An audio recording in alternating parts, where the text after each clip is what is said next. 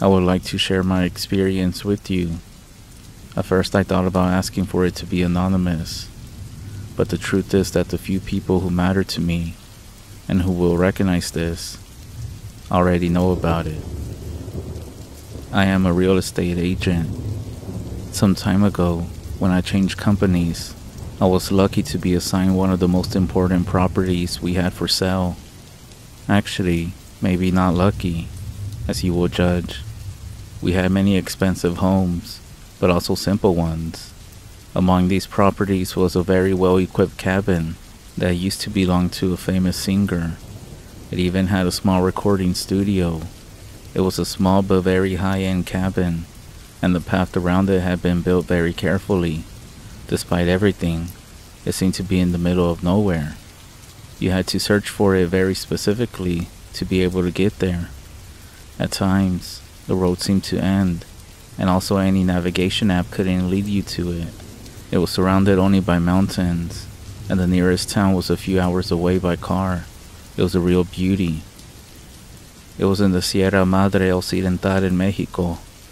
From what I heard about what people say in the States, this is similar to the Appalachian Trail, a mountain region that runs through different states in Mexico. It had been in the company's portfolio before I even got there. For several years, the owner had been indecisive and asked not to show it, but finally, it coincided with the day that I started, that he finally made up his mind to sell it. It was going to be difficult to sell. The price wasn't low, and it was hard to get to the cabin. It was for a very specific type of person who had sufficient resources and who was extremely protective of their privacy.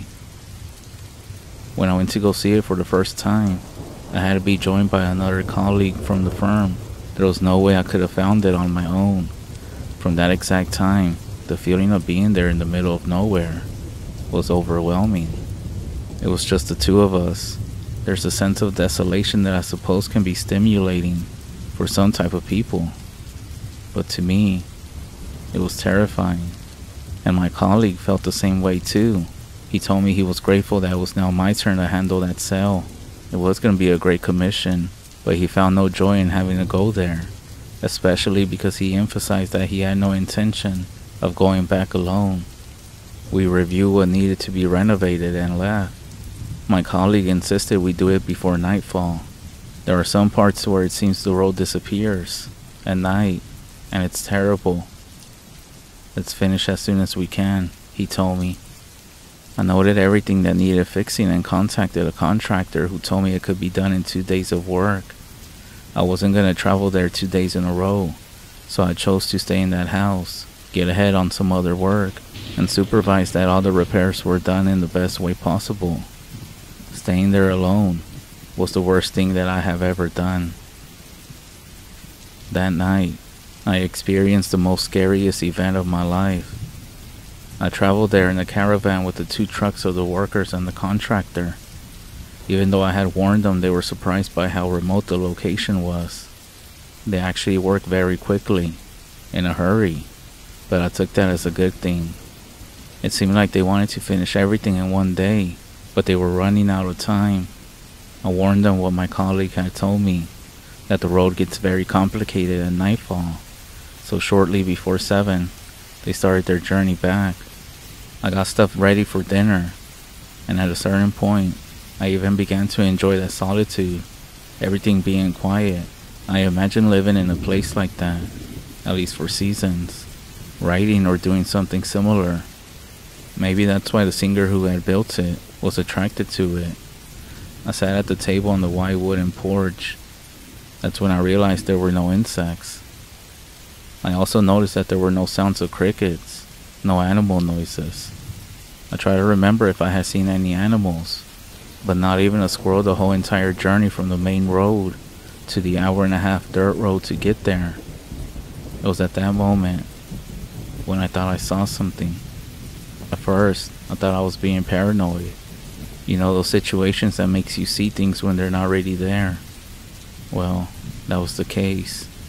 I thought I saw a woman's face, completely white, among the branches of some trees, as if there was somebody just standing there, just showing their face. I stood up. I took a few steps towards what I saw, and it didn't move, and I rushed back inside the cabin. I locked the door and I looked out the window, and there was nothing there. After a few minutes, I told myself I was just seeing things, so I decided to go back to work in the studio. The silence in the studio was overwhelming. I felt like I could hear my own heartbeat. I dedicated myself to writing on my computer for a while, until I noticed the light starting to flicker. That's when I realized I hadn't checked the gas in the generator, and I had been using it a lot during that workday.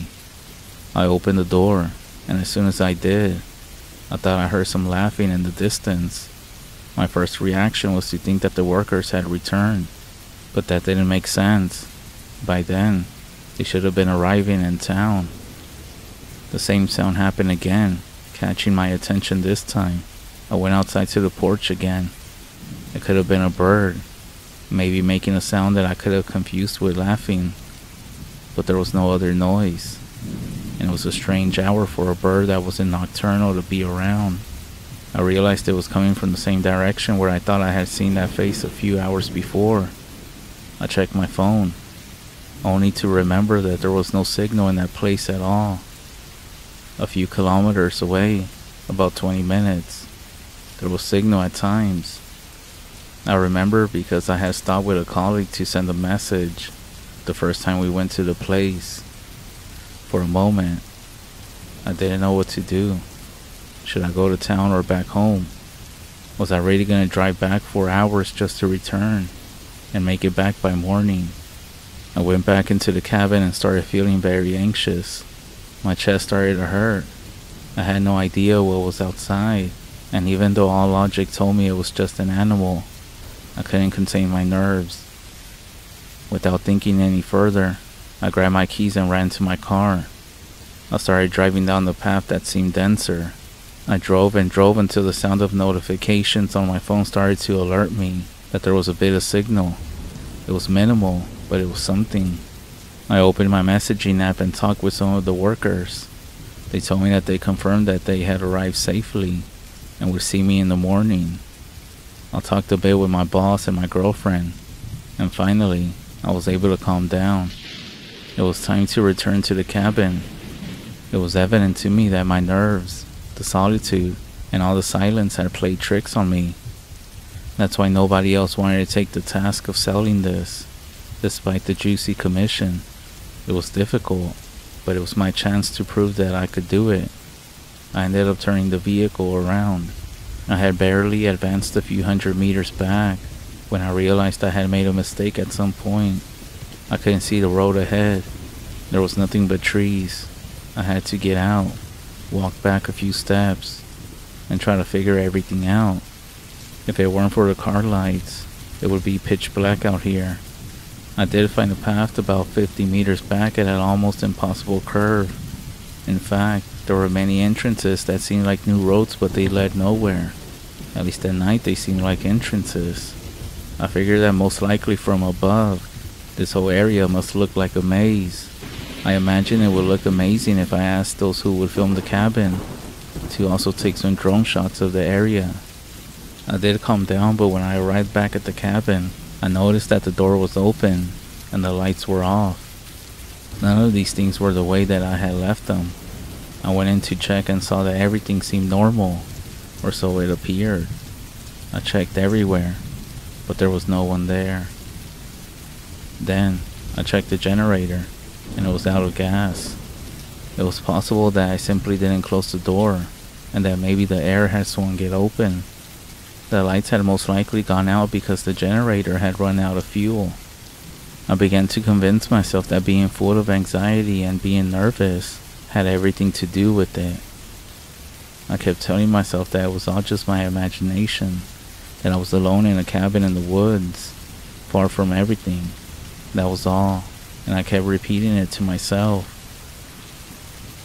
I was in the back looking for the gas tank for the generator when I heard something else.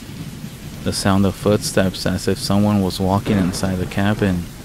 I rubbed my eyes and pinched myself, as they say, to know that I wasn't dreaming. and that I wasn't imagining anything. It was real. Someone was walking inside. I walked slowly towards the side. If someone was inside, I didn't want them to see me through the windows. In the distance, at the front, I saw my car just as I had left it, with the door open. I crouched and approached, but I heard the footsteps inside also heading towards the door. I heard them open it, and then I heard someone walking towards the car. From my spot, I couldn't see who it was, but we were less than 3 meters apart. The footsteps descended from the porch to the gravel floor. Not knowing if they would walk towards the side where I was, I dropped to the ground and rolled under the cabin's floor. The space underneath was enough to hide me. I couldn't see, but I could hear the sound of steps going around the cabin onto the gravel path. After some time of listening to them, I focused on making as little noise as possible. I was very tired. It must have lasted about half an hour until I was sure that no one was close. Then, I decided to come out. I approached and closed my car, making sure everything was still there. I went into the house and secured the doors and windows. Everything seemed fine. I did try to stay awake. The plan was to sleep until the workers arrived the next day. They said they were going to arrive here very early, and everything would be fine. I kept repeating to myself that everything was going to be okay. However, around 3 a.m., I was dying of sleep. My eyes were closing. I thought maybe I could sleep in the locked studio, and nothing would happen. It had been hours since I heard or saw anything strange. I looked for some water, a blanket, and a pillow, and then, that's when I heard a noise. The glass of water fell from my hand. The car alarm had gone off. My instincts kicked in and made me run to the window. And there, illuminated by the flashing lights of the car, I saw somebody running towards the trees. It was a woman. A woman wearing some kind of tunic, but something was very strange. Her legs, they were bent backwards, like a dog's legs. It almost seemed like she was running backwards, but it couldn't be. Imagine somebody running towards the trees with their legs backwards. Seeing this almost made me pass out. I let the alarm continue until it turned off on its own. Then I went to the side of the door. I couldn't stop thinking about what I had seen, and I couldn't stop shaking. I'm not sure what happened, but I guess I fell asleep right there by the door. The first rays of sunlight came at a distant sound. An engine, the sound of an old car making a lot of noise. I could hear it from afar because the mountains carry the echo for miles. One of the workers from the previous day arrived, joined by some of the locals from the neighboring village, who had come to help finish the work in one day. One of them noticed my dark circles and told me that as long as I stayed out here alone, I would continue not sleeping. At that moment, I couldn't ask him more because he started working. However, at lunchtime, I found out that the 3 people from the village were somewhat surprised that I had stayed alone. I'm not sure why, but I ended up telling them what I had seen. Normally, in any other moment of my life, I would have felt embarrassed to share what happened to me, but at that moment I couldn't hold it in. One of them even nodded as if he understood me. When I described what I saw near the car, they confirmed that I had encountered something evil. However, what they told me next almost made me leave the entire country. They said that this wouldn't be the only thing that I would come across. While we were talking more, I realized something. Whatever it was had to have approached the car to set off the alarm. And this car, like all company cars, had a front and rear camera recording with motion detection. I couldn't wait to return to the city that same afternoon and review the recording, hoping to see whatever it was, to find out if it was real. It's very strange to confront things you can't explain. Something that shows you that there's a whole world of unexplained things out there. That terrible night in the cabin, the night that I believe I saw things that were not natural, We finished working around 5 p.m. and set out on the way back to the city. All the workers from the village seemed to be nervous about being there all day.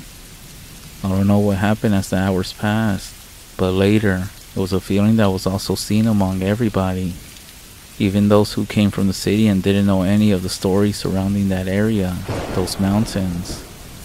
Nothing happened for the rest of the day, and we headed out of this creepy-ass place. We stopped in the village on our way back and invited everyone to eat because no one had done so until then. The local guys ate with us before heading back to their home. I was very lucky to get their contacts because hours later, when I got to the office, I received a text message from the contractor saying that if they were needed again, they wouldn't go to the cabin. The excuse was that it was too far. They had a contract with us, which they were risking by refusing, and they had already gone to different places even further away. Everything, the whole situation was very strange. I took the car's camera to check if anything happened, but they told me it wasn't working. That was obviously a lie because we always checked it. So I ended up asking the tech support guy to give it a detailed check, saying that I really needed those images from the previous night, and he promised that he would recover them. The following days, I was so focused on other properties that I almost forgot the awful experience I had at that place. That's until my boss told me that someone was interested, and I had to show them the cabin. He also wanted me to take his son Andres with me so that he could gain some experience. Andres was a good, extremely intelligent guy, despite being only 19 years old. Even though most people thought that he was only working there because he was the owner's son, I had the chance to talk with him since we started on the same day. I truly believe he had inherited his parents' talents. I was also grateful that I didn't have to go back alone. It would have been crazy to tell my boss I was afraid of a cabin. It never even crossed my mind to tell him.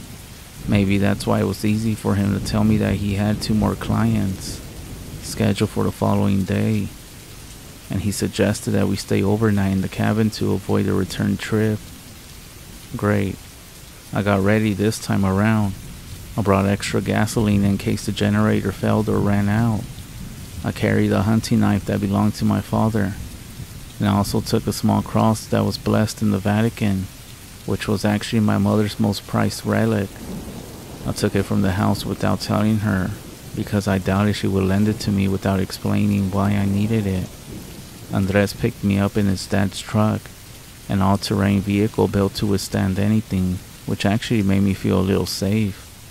However, since it wasn't a company vehicle, it didn't have the camera. It was a very nice day for the trip, but as soon as we left the city and arrived at the village, we noticed the black edge of a storm approaching. I called my boss from there and I told him it was likely that we would be hit by heavy rain, and I asked him if he was sure that the potential clients would still come despite that. He said yes, and I mentioned feeling a bit risky about it, and he replied that he had actually let us use his truck to avoid any excuses. I had no excuse. It was time to continue. I tried, without sounding scared, explained to Andres how strange this place was. Maybe I wouldn't have done it, but I felt obligated to notify the local guys that I would be at the cabin again and to let them know. They reassured me, if anything happens, go to the areas with signal, and we'll come. That actually made me feel calm. Andres was a bit skeptical. He was actually making fun of me, but I didn't want to say anything. I prefer to think that nothing would happen, and that I would come across as crazy, rather than him realizing how creepy that place could be. From that point on, I drove because I knew the road, and it was going to get tricky once we entered the dirt road. Almost like it was destined to be. The first drops of rain began to fall. We moved slowly and the rain was still very light. Andres rolled down his window, and so did I. It felt nice. The truck was built for this, so we weren't worried about getting wet. We stopped to enjoy the rain, but then I started to feel something I don't remember feeling before. With each meter that we advanced, It felt like we were heading towards danger, almost like we were walking into the mouth of a wolf, into the gates of hell. That's funny, Andres said. What's funny? I asked. If you look closely towards the trees, it feels like there's people among there, almost like there are faces emerging from the branches, he replied. I looked to the sides, and after a few seconds, I noticed it too. It wasn't like there were real people there. It was more like there was something in the forest, as if there were ghostly figures standing among the trees. But it seemed like an illusion caused by the movement. I can't describe the relief I felt when I realized that there wasn't really any people standing there, watching us. When we got to the point where there was cell signal, I stopped and got out of the truck. I tied a ribbon to a tree, a golden ribbon.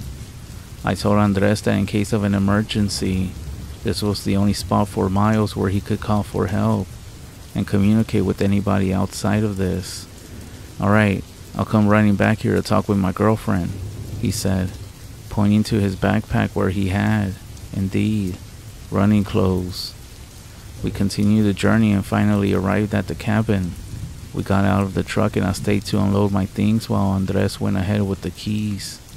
However, a few meters from the porch, he stopped, staring inside. I grabbed my backpack and stopped next to him. You feel it too? He asked. Yes, I replied. There's someone inside. It was strange. We could both sense it. We entered. Even though we checked every inch of the cabin, we felt like someone was here. Just as the rain started to pour even more, the client's truck arrived. However, it wasn't the interested party himself, but two people who worked for him. A man in his 40s with the appearance of an old movie accountant, and a young woman of about 25, small and thin, but with a much more imposing presence. From the communication, we realized that she was in charge of all the decisions. Sorry that our boss couldn't come, but he does trust any decision that we make. He asked us to check a few things, and if everything meets the requirements, he'll end up coming with an offer, she said. We had no reason not to believe them. The interested party was the owner of a chain of a regional retail store. They quickly glanced around the inside of the cabin, and without asking us a single question, went outside. It almost seemed like their boss cared more about the surroundings. The man went into the forest, and the woman asked us for some reason to show her where the septic tank was located. It was very strange, but we assumed these were normal details that they were interested in. We stood on the porch waiting for them. The rain started pouring, but it didn't seem to bother them. I noticed Andres was looking towards the trees at the spot where I thought I had seen the woman the first time. And I kid you not, the same thing was there. Look, it looks like there's a woman standing there, I said. There is a woman standing there, dude, he replied, very serious. He grabbed my shoulder to stop me from moving, insisting that I pay attention. I noticed how that face, which seemed to be formed by chance among the branches, had moved. It turned to the side and disappeared into the trees. Before we could do anything, we heard the man returning through the trees from the opposite direction that we were looking. He shouted to the woman that everything was ready and that he had found it. We didn't understand what he meant. The woman approached them and asked if everything was ready. He replied yes, everything was there, whatever it was. She turned to me and said that her boss would contact my boss. No, he needs to negotiate with me, I responded. No, they have to negotiate with me, she replied firmly, and without saying anything else, they headed back to the truck. The man approached us and asked if we were staying the night, and if we wanted to drive together to the village. We're actually gonna stay. We have to show the cabin again tomorrow, but thank you, I said. Look man, we're actually gonna make an offer, but don't stay here, he said, sounding concerned, or at least that's how it seemed like. Thanks, you can make an offer, but we're expecting one from a client who already visited. and also the response from tomorrow's clients. Try to contact Carlos as soon as possible to give you priority. He's actually in charge of the sale, I said, trying to sound confident. Y'all two take care on the way back, Andres also said, trying to sound professional. No one had ever visited the cabin before, and we weren't sure what would happen the next day, but it was a good technique. It put us back in the spot of making the actual decision. Do you really think they'll scare us away so we won't show it tomorrow? Andres asked once the man left. Imagine bringing a woman to stand far away to scare us, thinking we believe in the paranormal. Andres grabbed his phone and raincoat, and he told me he wouldn't take long. He was gonna walk to the area with a signal to talk to his girlfriend. I told him it was very far on foot, but he said he liked the rain and the mountains and would be fine. I looked at him as he walked away, but I ran to catch up with him. I handed him the hunting knife and I asked him to take it with him. After I lost sight of him, I went to the truck and got the cross. Somehow, I felt like it protected me more than the actual knife.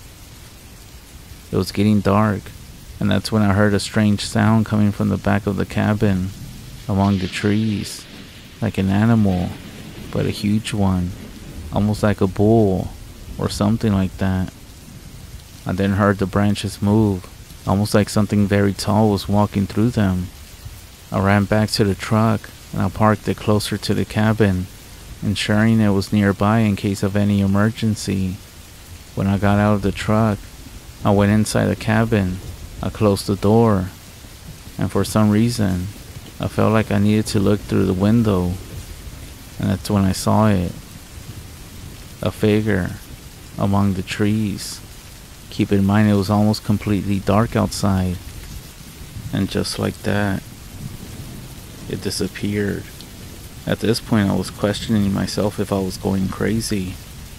I sat down for a few minutes, trying to figure out what the hell was going on, and as I was sitting in the cabin, that's when I heard footsteps outside. I figured it was Andres who had came back already, or chose to come back instead of continuing on. But that's when I noticed that the rain had stopped. As I peered out the window to see who was outside, that's when I saw it.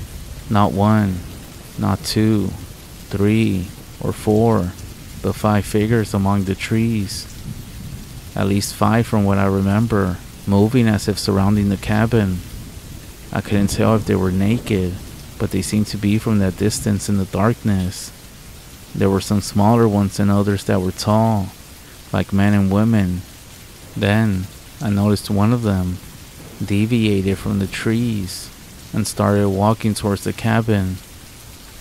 At that moment, the motion sensor light outside activated, and I could see him much more clear now. He was wearing a crown of thorns, and he was bleeding from the forehead. It was obvious that this man was dressed like Jesus. As soon as the light hit his face, he took a few steps back, and then I heard a car approaching in the distance. The man disappeared, but when the car arrived, I recognized the people inside, workers from the village. In the back seat, Andres was lying down, completely pale, as if he had seen a ghost. I hurried to greet them, but Andres ran past me, ignoring me, and rushed into the cabin. They parked the truck next to mine, almost touching the stairs. They even backed it up as if ready to leave at full speed. I wanted to ask what was happening, but they told me to get inside quickly without wasting time. And we did, and they started checking all the windows. Do you have enough gas in the generator to last all night? One of them asked me. I do, but what's going on? I replied. They signaled for me to stay silent, turned off all the lights except the one at the entrance, which didn't face the path.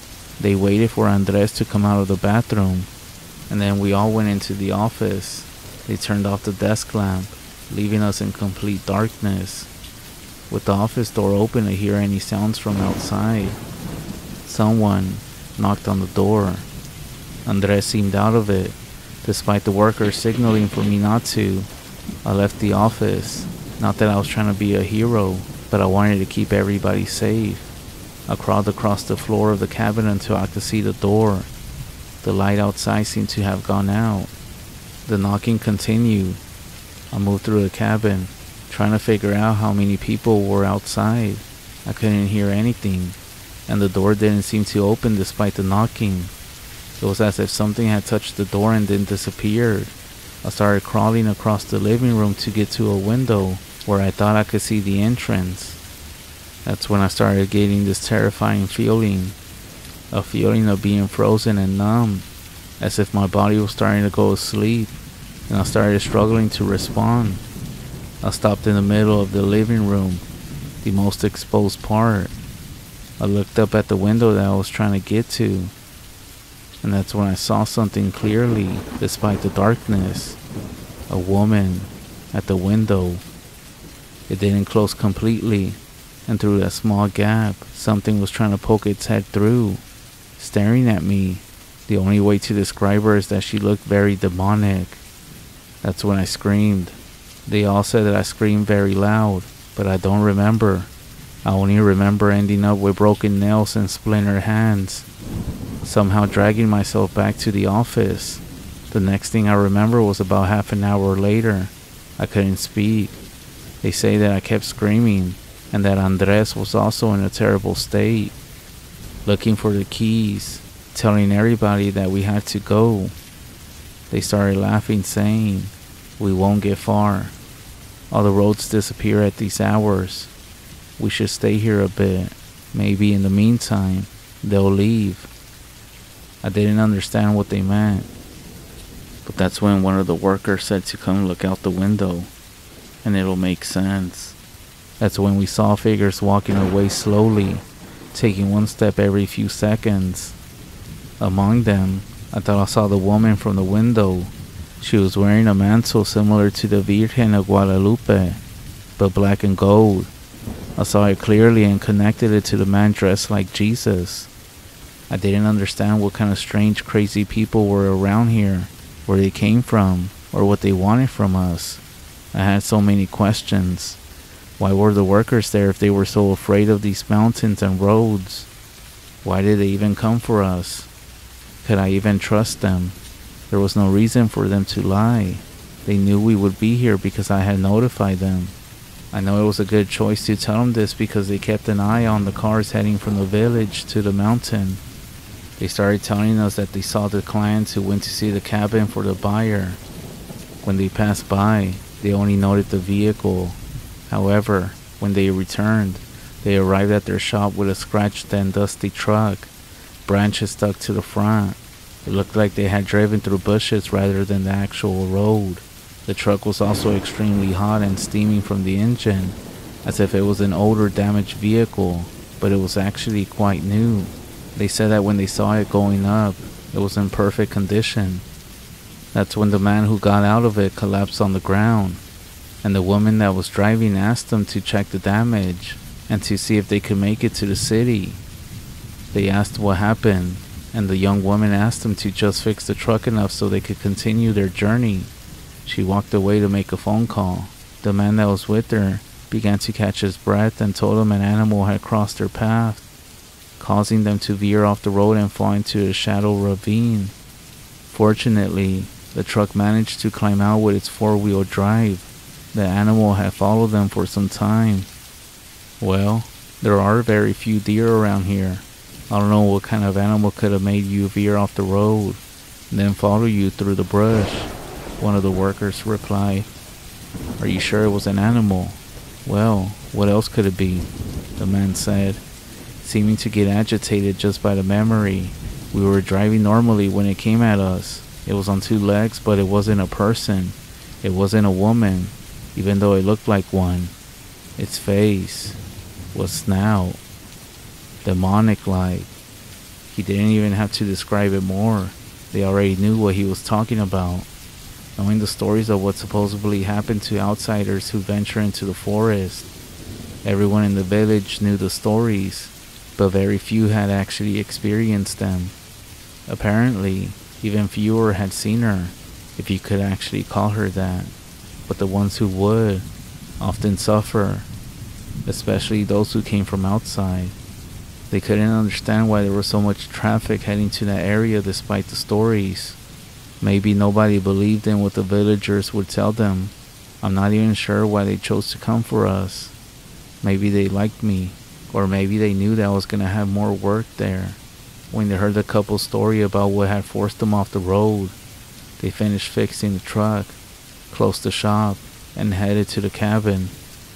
Far from the area with cell signal, closer to the highway, someone suddenly crossed their path. They were driving slowly, alert because it was getting dark, when something jumped in front of their truck. It was Andres, asking for help, terrified, saying over and over that something was following him and that they should turn back and head to the village. But they told him that he couldn't leave me alone there, convincing him to return to the cabin. As they drove, they said that they saw several people approaching from the same direction, not ghostly figures, but actual people walking towards the cabin where I was waiting. These people didn't react to their presence. However, Andres was terrified because he had seen something very different. They arrived at the cabin just in time and were now ready to spend the rest of the night with us.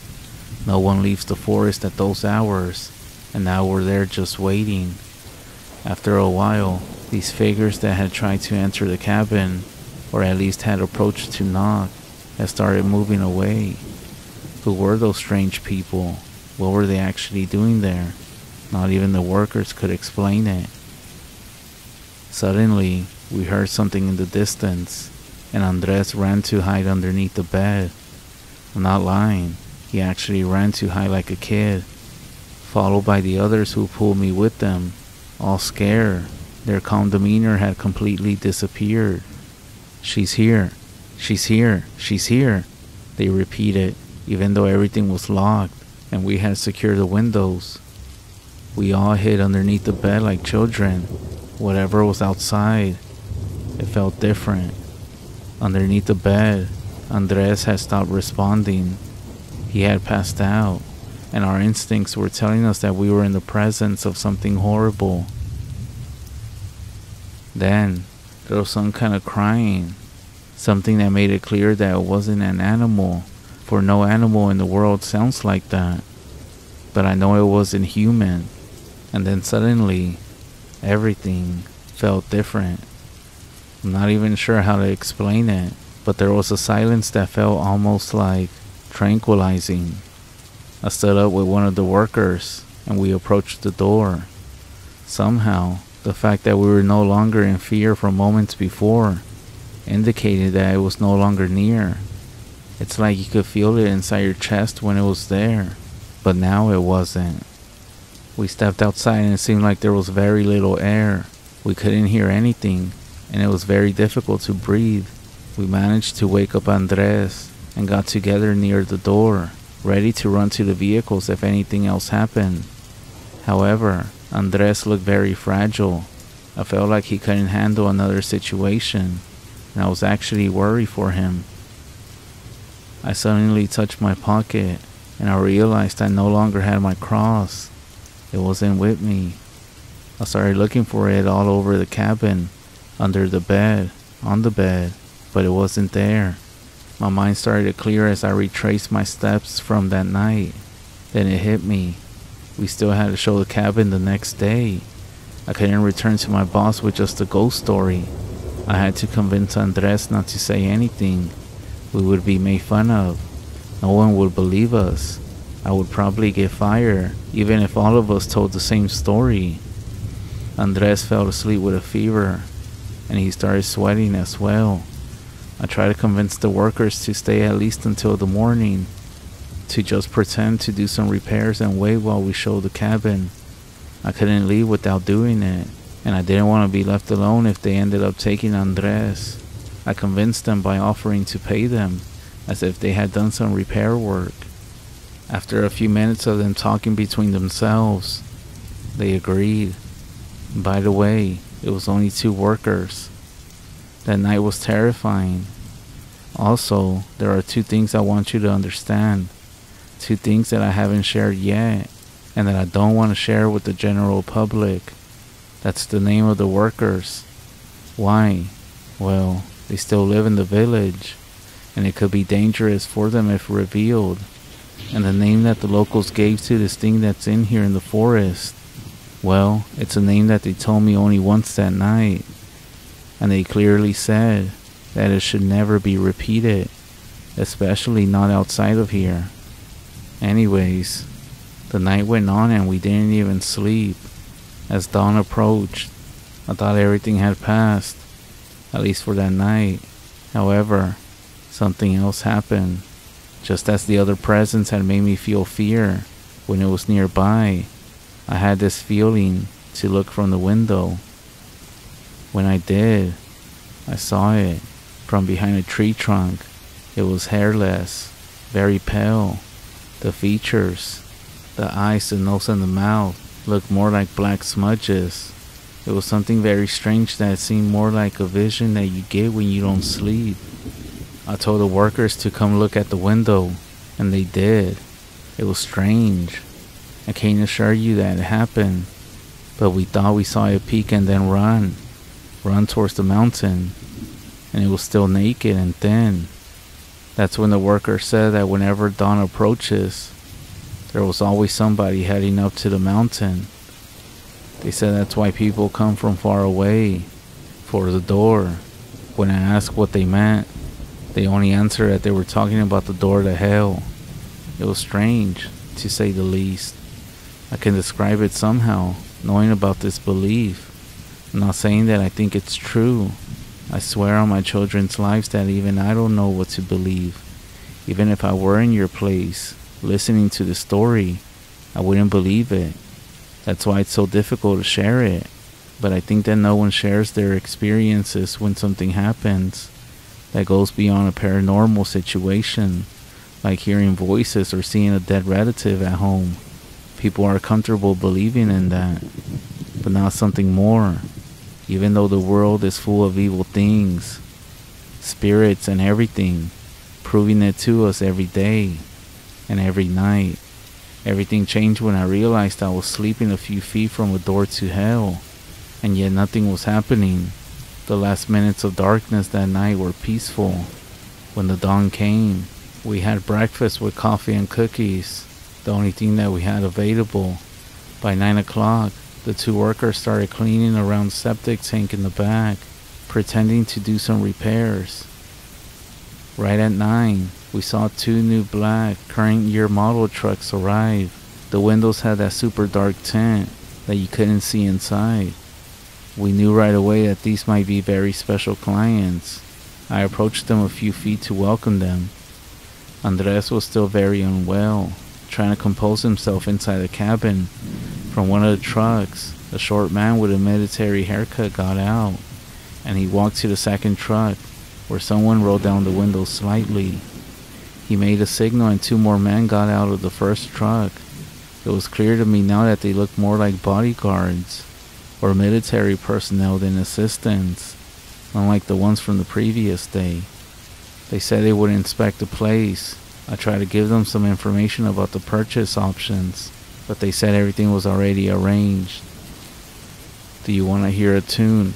the first man who got out asked with a smile, referring to a hit song by the singer who owned the place. Honestly, I said I didn't. His smile faded, and they headed to the back. Another man with the same look got out of the truck and stayed back, and started walking towards the forest. At that moment, I realized that they were looking for the same thing as the previous clients, but that only raised more questions about this place, about what it was, and what could actually be out here. As I continued looking, the somewhat friendly bodyguard approached me again. "Do you think it will interest your boss?" he asked. "People have shown a lot of interest," I said. Without responding, he walked into the cabin where Andres was still pale, sitting in the living room. "Is he alright?" he asked, sounding concerned. Andres, still in a terrible state, looked up and nodded weakly. "Does he need anything?" the bodyguard asked. He replied that everything was fine, The guy continued walking, closing the door behind him. He didn't even try to hide what he was doing. He started kicking the floor as if searching for something. Then, he opened the door and told me, "Crazy people, huh?" He kept smiling and left. I didn't even dare ask him anything. When I stepped out, I saw 2 of the bodyguards checking the workers' credentials. I told them everything was fine and that they were trustworthy. "Alright then," they said, handing back the credentials. They all returned to the trucks except for the one who had stayed with me in front of the cabin. I thought he was going to make small talk or ask a question, but he just stood there with a mocking smile. I think he knew I had thousands of questions for him, but I didn't dare ask. That's when someone whistled from the trees. The guy from the other truck, the one who had gotten out later, approached and handed something to the man in charge. Then he walked towards me, standing next to Andres and the 2 workers. "Did any of you lose this?" he asked, holding out a cross that was covered in dirt. My mother's cross. It looked like it was buried for a long time, old and worn, and even had some mold on it. "Yeah, it's mine," I said. "Be careful where you leave these things around here," he said, getting too close to me. He added something in a seemingly friendly tone, but it sounded like a threat to me as well. "Don't show it to anyone else, and leave this place. You don't want anything to do with fixing things here anymore. Get to an area with cell signal. My boss will take care of the purchase." He got into the truck. As they turned around to leave, he rolled down the window and motioned for me to come closer. "I don't mean this in a bad way, but leave and take your commission. I actually spent a night alone out here." His eyes widened. "You've been here since last night? Then take your things and get out of here. Go slowly so you can catch up to us." I'm not sure why, but he seemed sincere. I told the others to pack everything, and we ended up leaving quickly, especially Andres and me, knowing that we wouldn't have to return if it was sold. We sped up as much as we could, as much as the road allowed. It felt like it was disappearing at times. We ended up following closely behind them on the dirt road, and once we reached the highway, they drove off as if it were an emergency, and we lost sight of them. I called my boss and found out that there were already 2 offers on the table. The first from the previous day's clients, but he said we had to accept this latest one. I didn't even want to ask why. Once I got off the phone, I tried to talk to Andres, trying to calm him down before we headed back to the village. We arrived at the village and one of the workers offered to let us rest for a while there.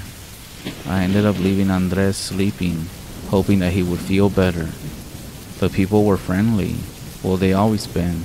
In these remote, smaller villages in Mexico, everyone seems to get right along and be treated like family. The worker who let us stay in their home went to his shop, leaving us in the care of Don Teo, his father. He was an older man but still strong, with a rancher's build. He was very kind, setting up a place for Andres to rest.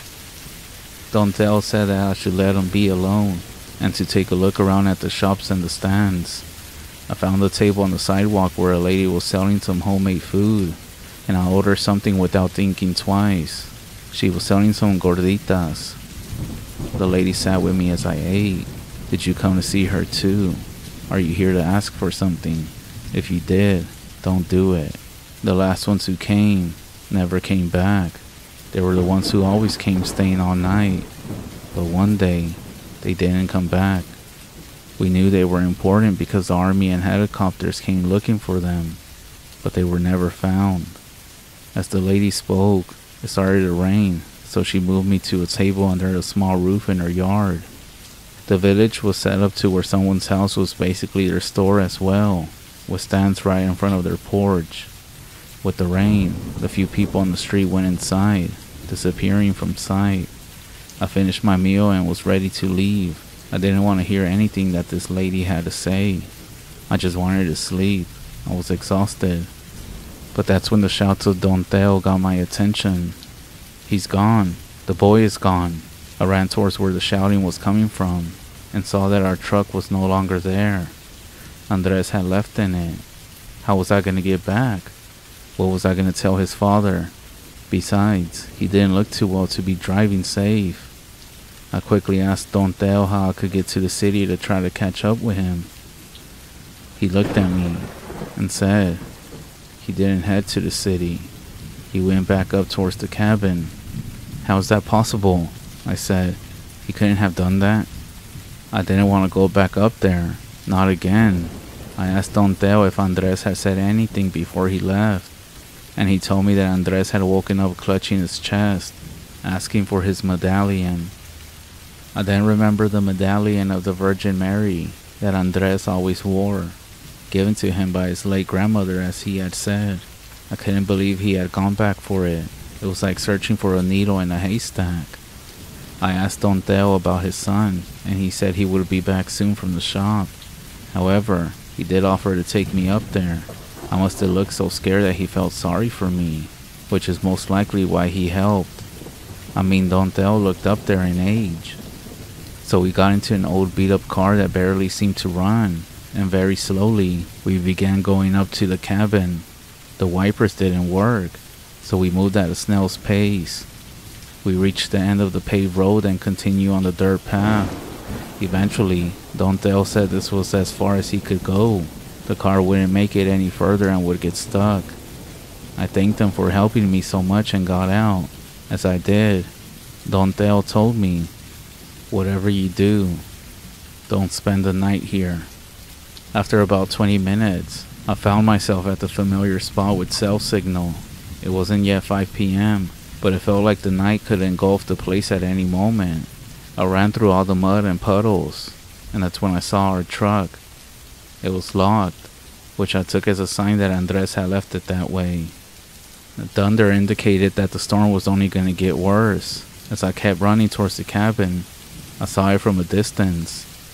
However, I slowed down before I made it to the tree line on the porch of the cabin. I saw something. It was that woman, that horrible, disfigured woman. She was sitting at the front porch. She was looking down, but I could tell she was smirking. I hid behind a tree, peering out cautiously. I realized I was at the very tree from where those things had been watching the house. I looked around nervously, feeling like all hell was going to break loose. The cabin was not an option. There was no way I was going to go into that cabin, and I wasn't planning on getting any closer. And where the heck was Andres at? I had to get back with him, but there was nowhere to run. I had to find him. To be honest, I did want to head back, saying that it was his fault for coming back here, but I felt guilty. I couldn't leave without Andres. I couldn't abandon him. Could he be inside the cabin trapped? Did he go back and I missed him on the way here? One thing was for sure. I wasn't going to go inside the cabin, not with this creepy lady in the porch waiting. So I left. I didn't know what to do. Maybe he's on the way back to the vehicle and I can catch up to him. And worst case scenario is that I end up trapped up here alone in the rainy night. What stupid decision did I make? I should have just waited for him at the truck, or left a note on the truck or something. I then started panicking. Fuck, I gotta make it back before he leaves. That's when I started running back. The storm was approaching quickly, and the forest was becoming darker. I kept moving, calling out for Andres, but only the sound of the wind and distant thunder responded. The trees were swaying, and I continued, and I swear I would see shadows in between the trees. After what felt like an eternity, I saw a faint light in the distance. It was coming from a small clearing up ahead.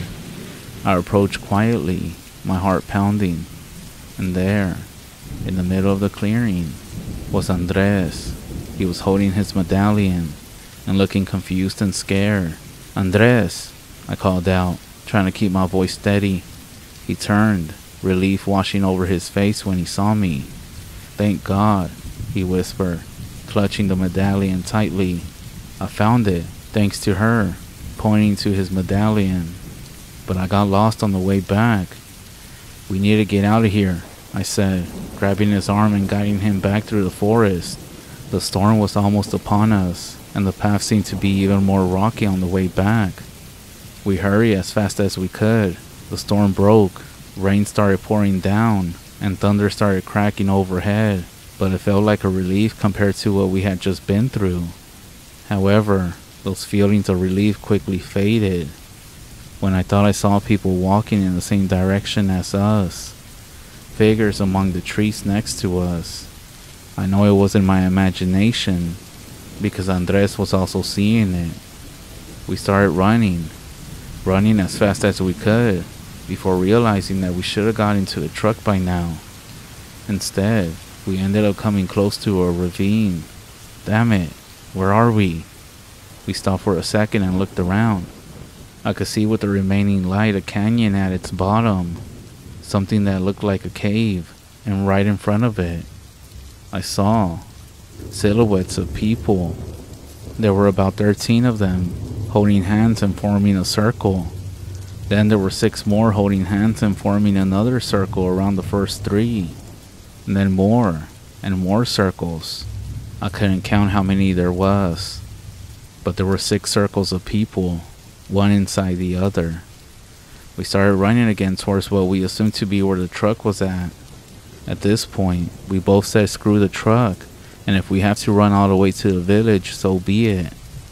As we were running, about 50 meters behind us, I turned to see if any of those things were following us. Well, of course they were. Why did I even look back? At the strike of a lightning flash, I saw something running towards us on that very same path. It was the woman, the one with the fucked up legs, running right after us, with her head sideways, almost like it was falling, smirking. I'm not sure what I believe anymore, or what I saw, because even Andres didn't confirm. But I swear that the woman looked almost skeletal, as if she barely had skin, or like if it was rotting, like a running corpse. I convinced myself I was just imagining, just the light from the lightning, that I saw nothing. That's when we started praying to all the saints, to God, to our Mother of Christ to guard us from all this evil. And Andres started screaming, Dios mío, por favor ayúdame. God, please, help us. I could hear the sound of her running behind us getting closer. And that's when I heard the scream that still haunts me to this day, a demonic scream.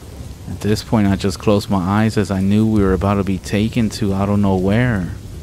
And that's when I heard a voice behind us. It was her. She whispered, Te veré en tus sueños. I'll see you in your dreams. And just like that, the running sounds behind us ceased. I looked back and nobody was there. Suddenly ahead, I saw some lights that brought me back to life. They were the lights of a patrol vehicle, or so we thought at first. But as we got closer, we realized it was a rescue ambulance. We ran to them, begging for help, screaming. Don Teo was standing there beside our truck with 2 paramedics. At this point, Andres was yelling for help as we got to the clearing. The paramedics checked us, attended to us, and one of them took the keys to our truck and drove it behind the ambulance back to the village. We were trembling so much we couldn't have driven. We were in the back of the truck. Alright, let me explain. This isn't like the States. We're in a remote village where the ambulance is not a covered van. This was a makeshift truck with a high tarp over the bed. Don Teo had mentioned that he had to beg and beg for responders to go up to the cabin, as it was forbidden. But the ambulance that the village uses might have been able to go, and he pretty much had to convince them to come. I told the paramedic about the people we saw, that there were a whole bunch of people back there, like some secret cult or something. No, brother, he said. Nadie va allá arriba. No one goes up there anymore. All the roads are closed. The last ones who went up there never came back down. We got to the village. They waited for us to ensure we could drive, as we were ready to leave at that moment, after calming down a bit. They were trying to convince us to spend the night. We kept insisting we saw people, swearing we saw something very strange as well. The young paramedic who drove our truck, a medical intern, said, "Look, I'll be honest, we don't believe in that stuff, but we can tell you what the locals have told us. They say those people are dead, strange folks who used to come here, and then suddenly stopped returning. They said that their souls went into that cave, through the door as they call it, but their bodies stayed around here. People say that the cave is a portal to hell." Andres was shaking his head as the intern spoke. "I know what you're thinking. They're just stories or legends. But that's what they say. They say that those bodies move every night, so they are never found." We then went back to Don Tel's house. I thanked him for his help, and we rested for a while, trying to shake off everything that just happened. Andres was still shaken, but he was slowly getting better. We did spend the night there, as it was pretty dark to head back to the city at that time. The next morning, we left early, determined to never return to that cabin again. My boss told us that the sale was finalized. I didn't even ask any more questions, just glad anything to do with this fucked up cabin was finally done. It was around midnight when I finally dropped off Andres at his house. Everything in the city seemed strange to me, almost surreal, as if nothing could scare me anymore. I was grateful to see this side of life. We never did go back to the cabin again. I was able to get the pictures that I requested from the guy that was in charge of all the cameras. I'm gonna try to take a picture of it and share more information with you, but it's gonna have to wait until I finally resign to start my own business in the same field. Me and Andres did go to church for the next few weekends, trying to receive blessings and cleansings from the priest, which do seem to work as nothing happened after that. However, there is one thing that still scares me to this day, and that's every time that I'm gonna go to sleep, I hear those words, the words of that lady. Te veré en tus sueños. I'll see you in your dreams.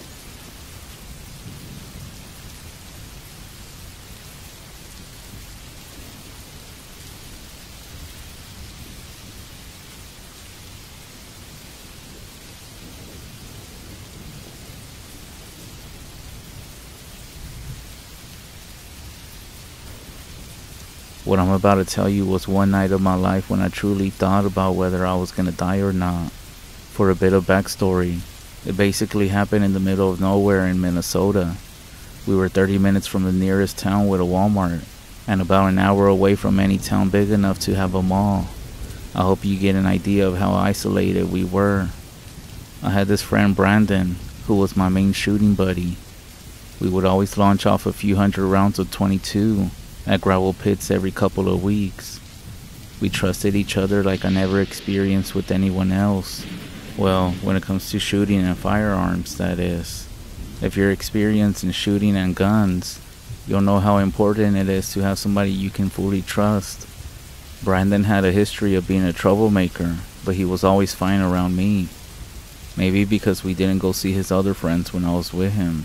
There were a bunch of assholes, and I didn't want anything to do with them. He has since abandoned them and realized they were a bad influence. Anyways, on to the real story. One afternoon, we were hanging out, and Brandon mentioned this abandoned farm site that had a lot of rabbits to hunt, and a couple of old buildings that we could explore. So of course, we decided to go a little later and see what we could find. It was full of rabbits every time he had been there, he said. And the catch today was that there was a new guy in our normally tight group, a cousin that Brandon wasn't very fond of. Brandon thought that he was kind of an idiot, or quote-unquote simple, as he used to call him. My opinion of him would be equally low by the end of the day. He really was an idiot. His name was Travis. I tried to give him the benefit of the doubt, but this kid really was dumb, and it didn't take long for me to realize that. Later in the afternoon, we took off for the abandoned farm site. We parked the truck at the end of the highway to keep the element of surprise and sneak up the driveway as quietly as possible. It was a little under 200 yards to the actual abandoned farm site from the end of the driveway. On one side of the driveway was the main grove. The other was a 10-foot thick wall of trees with tall corn on the other side. It was late afternoon, not too far from sunset, so we had a spotlight with us in case we stayed past dark. By the end of the day, I wish we had left it at home. This is where it all begins. We walked up the driveway surrounded by trees on both sides and eventually broke off to check out the woods together. There were a lot of details that we noticed as the day went on that weren't quite right about the place, but we didn't put it all together until it turned into a crazy night. We went through a big section of woods. There was a path that was already made, and plants that looked like they had just been broken off because they were still bleeding water from where they had been snapped. We figured that maybe it was a deer or something. Maybe we had scared it away for now. As we went to the barn, we noticed claw marks all over the ladder. To get upstairs and pretty much zero cobwebs or any signs of life other than those claw marks on the ladder. Actually, there were no rabbits or any life whatsoever on the place. It seemed like there were no birds, squirrels, or anything. We didn't even see a single fly or spider. We did think that was a little on the weird side for an abandoned farm. There's never a lot going on at these abandoned places, but this seemed to be on a different level. As time passed, it started to get dark. We had been shooting on and off at different pieces of junk laying around for most of the time we had been there, maybe just a couple of hours. We had 2 Ruger 22s and my 20 gauge pump shotgun. Travis didn't have his own gun, so he used whatever we gave him at the time, which was a 22. As night set in, we grabbed the spotlight and kept exploring around the edges of the woods and behind the buildings. The spotlight pretty much went dead in about 5 minutes, even though we didn't use it much. The battery must have been absolute crap. We were about to call it a night when we heard something rustling in the woods past some of the shrubby trees. We kept hearing the noise, so we shot into the area and then we were quiet for a minute. Then it came back again, somewhere else but in the same general direction.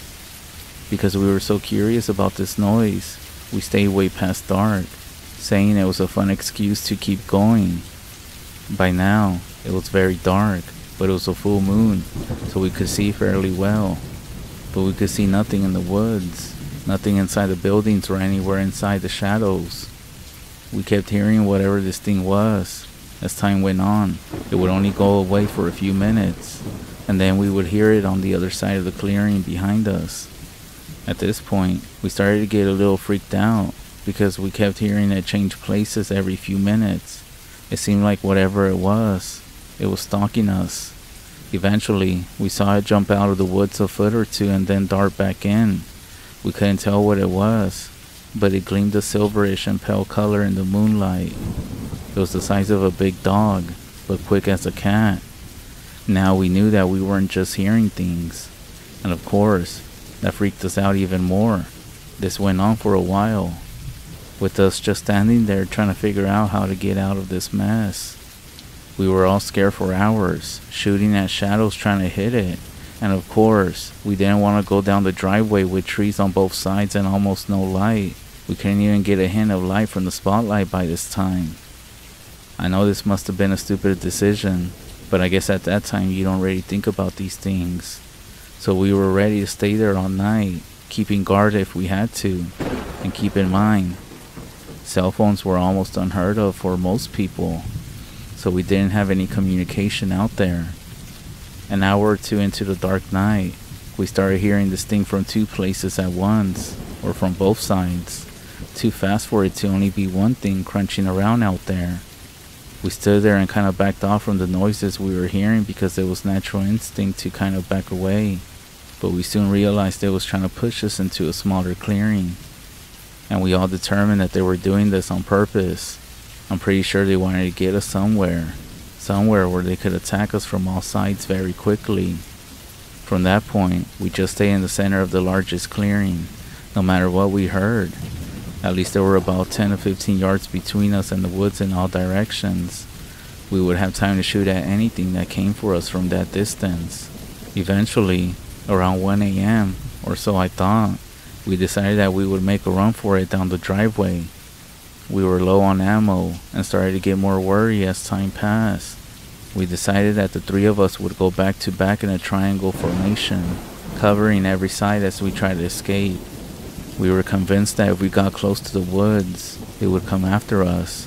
So we were faced with the only choice we had. Going down the dark, surrounded by trees, creepy driveway. Whatever these things were, they seemed so damn fast and very unfriendly and unafraid of gunfire. That's when we finally decided to abandon the spotlight. We would each take a gun and make our escape. Myself and Travis would have the 22s, and Brandon would carry the 20 gauge. Unfortunately, Travis didn't want to abandon the dead spotlight, so he took it with him for some reason. He was clutching it onto the dead spotlight more than his gun, and we couldn't convince him to set it down, even though it had zero fucking charge. You couldn't even get a flicker of the damn thing. Finally, we just decided that he could take it with him down the driveway. We just wanted to get the fuck out of there at that point. We were just about to leave when we heard the noises from both sides again, and within a few seconds, I saw one of them run across the clearing on the far side of the farm site. This wasn't good. It was scary enough that there might be two. Now it was pretty much confirmed that there were at least three. We made up our minds quickly, and without wasting time, went back to back and started down the driveway. We knew at least one was on the opposite side of the farm and ran the wrong way to try to intercept us on the driveway. Another was also on the side of the farm that we would move away from. So 2 or 3 of these things were at a much disadvantage as possible. We finally took off. We were kind of making a slow escape with Brandon and I facing the main section of the woods, because we wanted to be the ones facing the most likely attack point, since Travis was too scared to handle anything but a fucking dead spotlight. He really couldn't have aimed and shot if he wanted to, because he was clutching the dead spotlight like it was his. As we went along, we heard them running beside us in the trees, and we were really wondering if trying to escape had been a good idea or not. We were about halfway down the driveway when one of them actually came out towards Brandon on my side. Brandon pretty much instantly fired the 20 gauge, and surprisingly, whatever this thing was ran off. I'm pretty sure that the only reason it ran off was because of the sound of the gun blast. It was there and gone so fast. We still didn't know what exactly it was, but it was scary, especially because the woods were less than 10 feet away on either side of us, and whatever these things were, they were so fast. After we cleared the grove, we didn't hear anything in the corn rows next to us, but that didn't mean anything. It's not hard for an animal to move quietly on black dirt between rows. After a few terrifying minutes, we made it to the vehicle, threw our stuff in, and rolled up the windows. We let out a sigh of relief and tried to figure out what the hell happened, as we started the engine and headed back to Brandon's place. I know I keep mentioning that Travis was the idiot here, but we decided to go back the next night, except this time without the idiot Travis. We took a car instead of the pickup, rolled up the windows, and drove up the actual driveway. As we were driving, I actually saw one of them come towards my window quickly, and then it bolted back into the woods. This was roughly the same spot where it went after us on foot. Then, that was the last we saw of them with our eyes. It was so fast I couldn't tell what it was, and I still replay that moment in my head all the time. Once we got up there, we parked next to the woods and rolled down the window just a crack, so we could hear better. I bet the damn thing was 6 feet away from my passenger window a few times, but I could never see it in the dark. But I sure as hell could hear it, and so could Brandon. We also tried flashing the car lights on a couple of times just to try to catch one in the open, but we never had the right timing. We would always only catch the tail end of something, and it would run off. To this day, I have no idea what these things were. We're in west central Minnesota, and the only idea that I can think of is that it was some kind of creature or creatures running through the area or from out of the area, because we have no idea what it could be. We'll never know for sure, but I know this might sound kind of weird, and maybe some of you feel this way too, but I'll never trade that experience that we had for anything.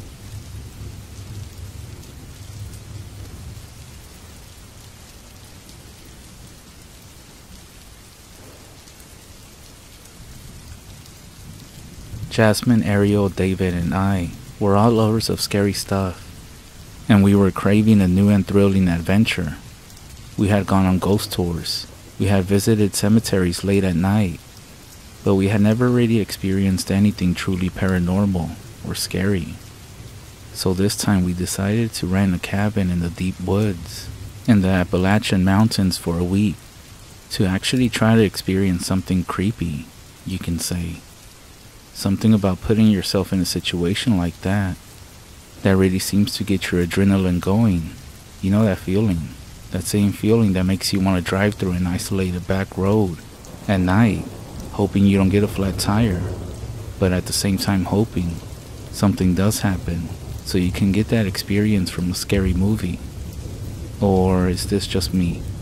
Anyways, we couldn't leave my husky dog Lucy behind, so she joined us as well. The cabin that we had rented was completely isolated from everybody. Here, there was no connection to anybody, the absence of the internet, and the reach of Wi-Fi only inside the house made us enjoy everything much more. The cabin itself was really nice and towered with the trees that seemed to stretch into the sky, with its wooden exterior and with a stone chimney rising on one side. Inside, the warm glow of the cabin's lights covered us, casting a small glow into the wooden floors. Old pictures and artwork were all around the walls. The cabin featured expansive, floor-to-ceiling windows and glass sliding doors that opened into the balcony into the backyard.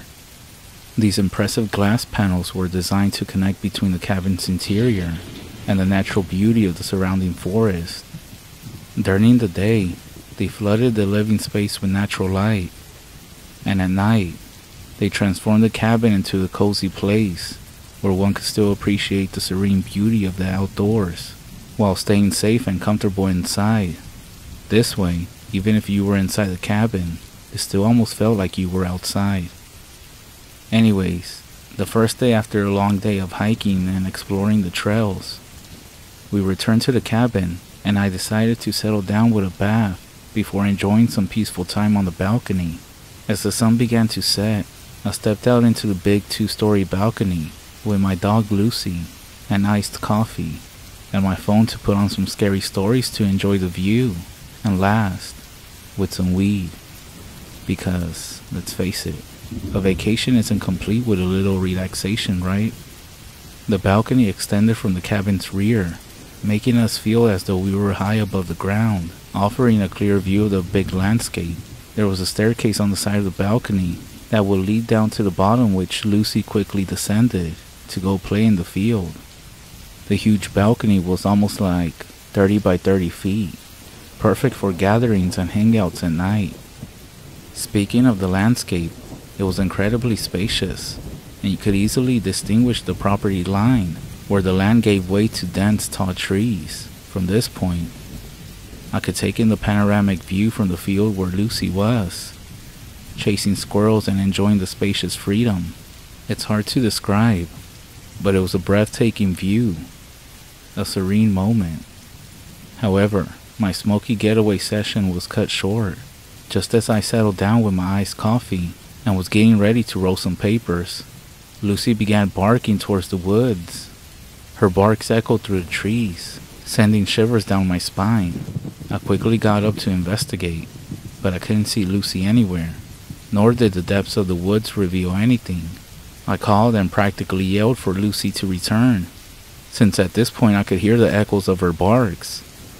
But she continued barking before I eventually saw her come out the woods and run back towards the field, up the stairs, and get behind me almost like something had scared her.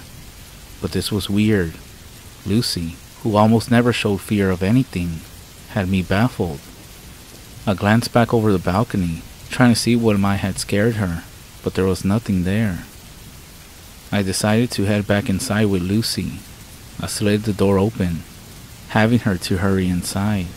As I entered, I saw Jasmine, Ariel, and David, who were all watching a scary movie in the living room. Jasmine quickly asked, "Back so soon?" They were aware of my little ritual, if you could call it that. Whatever you like, but this was my way of relaxing, and also managing my anxiety. Besides, there was something relaxing about combining a smoke session with some scary stories. Speaking of a ritual, they had put on a movie called The Ritual, which I had already seen. However, I asked if I could join them for a rewatch. I mean, it's not like they were going to say no. Anyways, my dog Lucy quickly went to go lay down on the floor, where everyone was at, and I sat alongside everyone else. I quickly forgot about what had possibly scared Lucy, but I guess it was because there was something about being out in the darkness that seemed to play tricks on my mind. Maybe too many horror movies had left their mark. Regardless, as the night continued, we all eventually fell asleep in the living room. On the second day of our trip, we collectively agreed to try to embrace the solitude and stay in. It was a day dedicated to showing our cooking and grilling skills. As everyone took turns in the kitchen, the smell of sizzling barbecue filled the air as laughing and friendly competition started. We dug out our collection of board games, cards, and puzzles. The purpose was clear. We aimed to disconnect from social media as much as possible, cherishing the simple moments of each other's company and engaging in each other's conversations. To be honest, it turned out to be a challenge. I think the fucks of life and all this shit in today's world makes us forget about true connections and relationships. But this was most especially challenging for Jasmine, battling the temptation to post on her various social media accounts, Instagram, TikTok, and Twitter, which is now known as X. She fidgeted with her phone, her fingers itching to scroll through her social media feed. Sitting nearby, I chuckled and said, "Jazz, you've been looking at that phone for hours. You're not missing much out there in the digital world." Jasmine sighed, torn between her phone and the challenge to stay disconnected. "I know, but it's just so difficult. I want to share our cabin adventures with all my followers," she said. I smirked. I came ready for this. And feel free to steal my idea if you ever take a trip and need to disconnect. So I offer her a solution. How about we capture these moments the old-fashioned way? With a Polaroid camera, we can create physical memories to look back on. That will be the fun part too, that we actually won't know how the pictures are gonna look. The eyes of Jasmine opened up. "You know what? That sounds kind of fun. Let's do it." And with that, she set her phone aside, embracing the charm of capturing memories in an old traditional way. Once we had wrapped up our day of cooking, games, and quality time, I decided to freshen up with a shower, getting ready for my nightly ritual on the balcony. However, convincing Lucy to join me outdoors with a little encouragement, she finally gave in, and together we ventured into the balcony. The view remained as breathtaking as ever, casting a soothing view, almost a welcoming aroma, over me. Despite the serene setting, a lingering unease still tugged at my senses from the previous day, but I brushed it off and I settled down, placing my container of God's green leafy substance on one side and my iced coffee on the other. With my phone in hand, I went through my collection of downloaded YouTube videos, all of them about scary stories. As I lost myself in the stories, my imagination painted the eerie scenes in my head. Lucy, once again, was playing around in the yard. I could hear her running back and forth, her energetic running drawing my attention.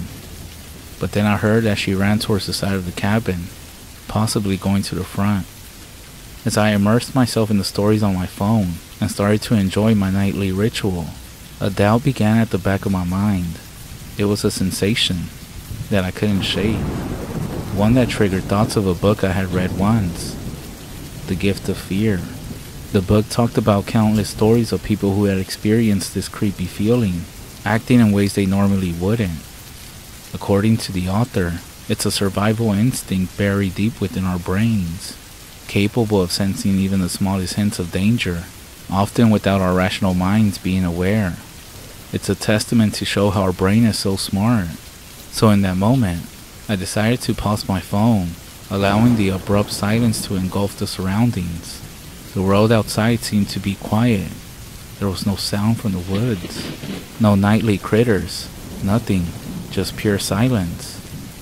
I know you might be thinking that I'm possibly just high, but no, the sensation was different. It wasn't the blissful cloud nine feeling anymore. Something felt off. And it was one of those situations where a minor, small detail could be more scarier than outright horror. I swiftly grabbed my iced coffee, and almost forgetting my precious weed, rushed back inside, leaving behind the quietness of the night. As I opened the door, my friends turned their attention towards me, curiosity on their faces. I must have worn a startled expression because Jasmine was the first to ask, "Hey, are you okay? You look like you seen a ghost." I hesitated for a moment, then replied, "You know that feeling when something just doesn't sit right? Like something's off, even though you can't put your finger on it?" I asked, but they just looked at me, weird. Anyways, that was enough for me and I decided to call it a night. Later that night, I woke up having to use the restroom. As I stumbled towards the living room to get to the bathroom, strange noises on the other side of the glass windows and door caught my attention. My heart raced as I saw a dark silhouette, standing upright on two legs. I felt my heart drop.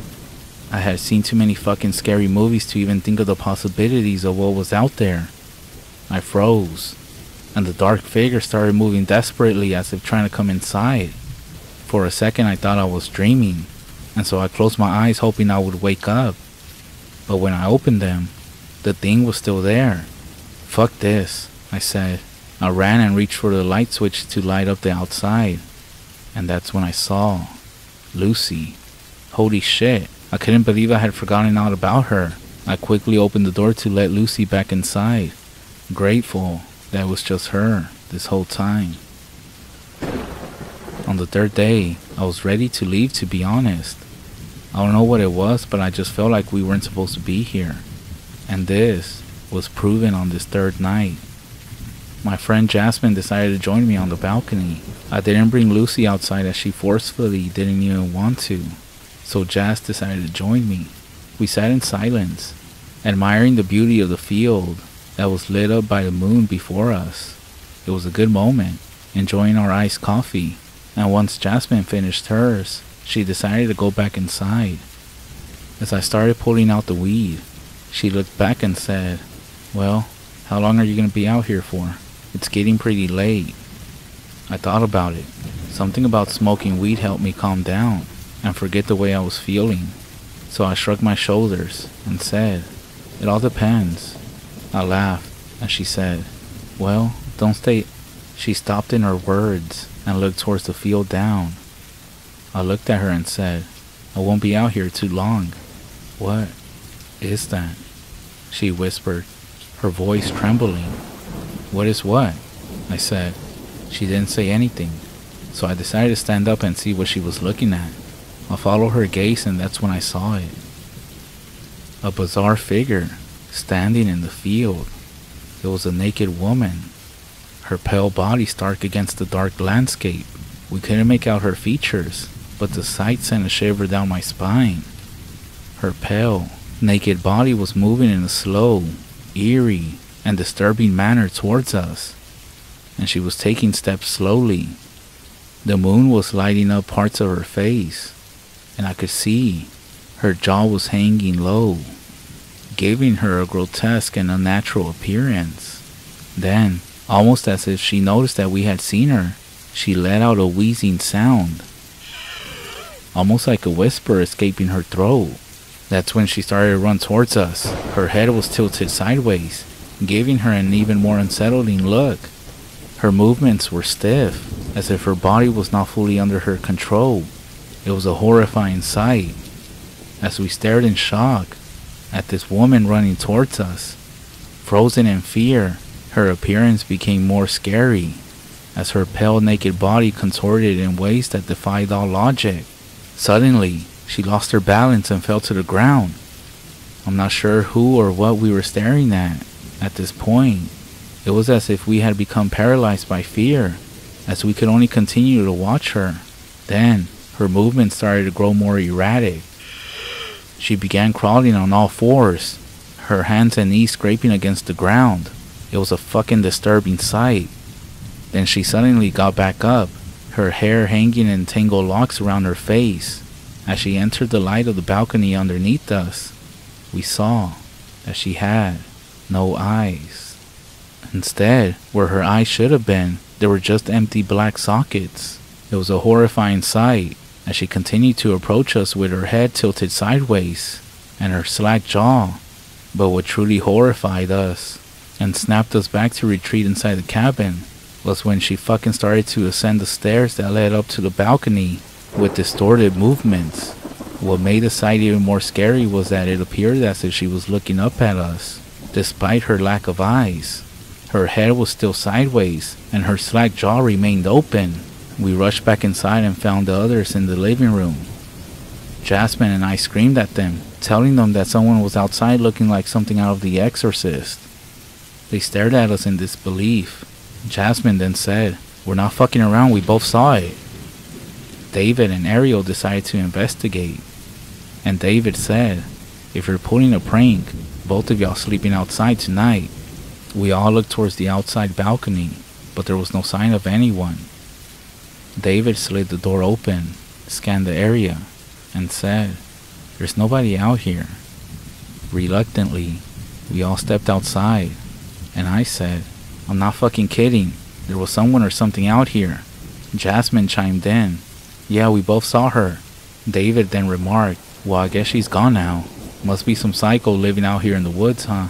Even though they didn't believe us, that's when we all heard it. That same wheezing sound.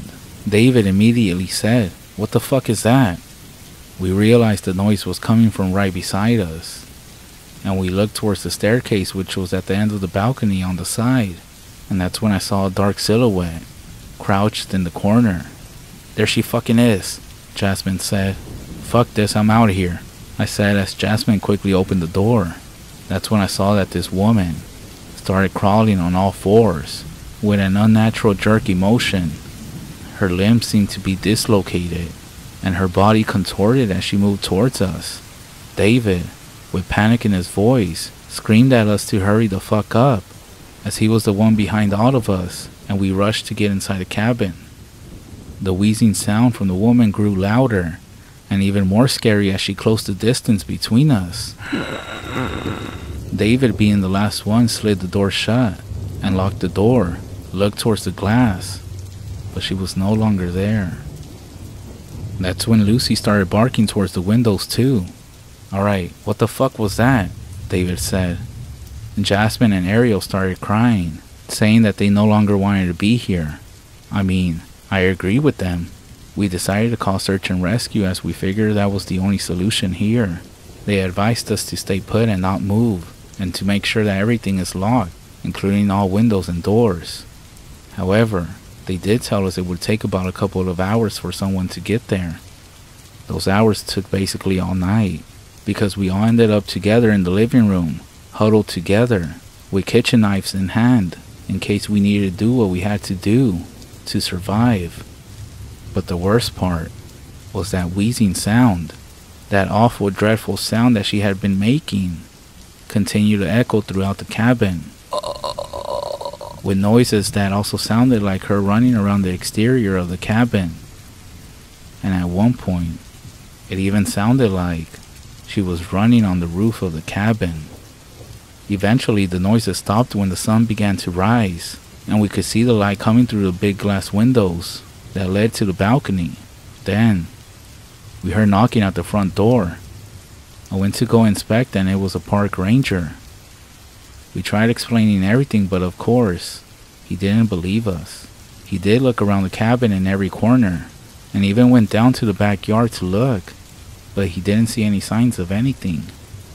I know the report that he probably wrote up, that a bunch of assholes decided to get drunk and one of them pulled a prank. But I kid you not, this actually happened.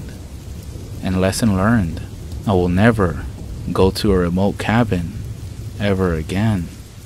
I figure I would share this with you all, since it seems like everyone here enjoys knowing some paranormal experiences. But I'm not sure what this was. Maybe it was some psycho fuck just wanting to scare people. But who would actually in their right minds be enjoying doing this in the middle of nowhere? On top of that, the way she was moving is impossible for any normal human to move. Anyways, I don't know. But sometimes when I lay down at night in bed, I swear I can hear noises coming from the roof with that same wheezing sound.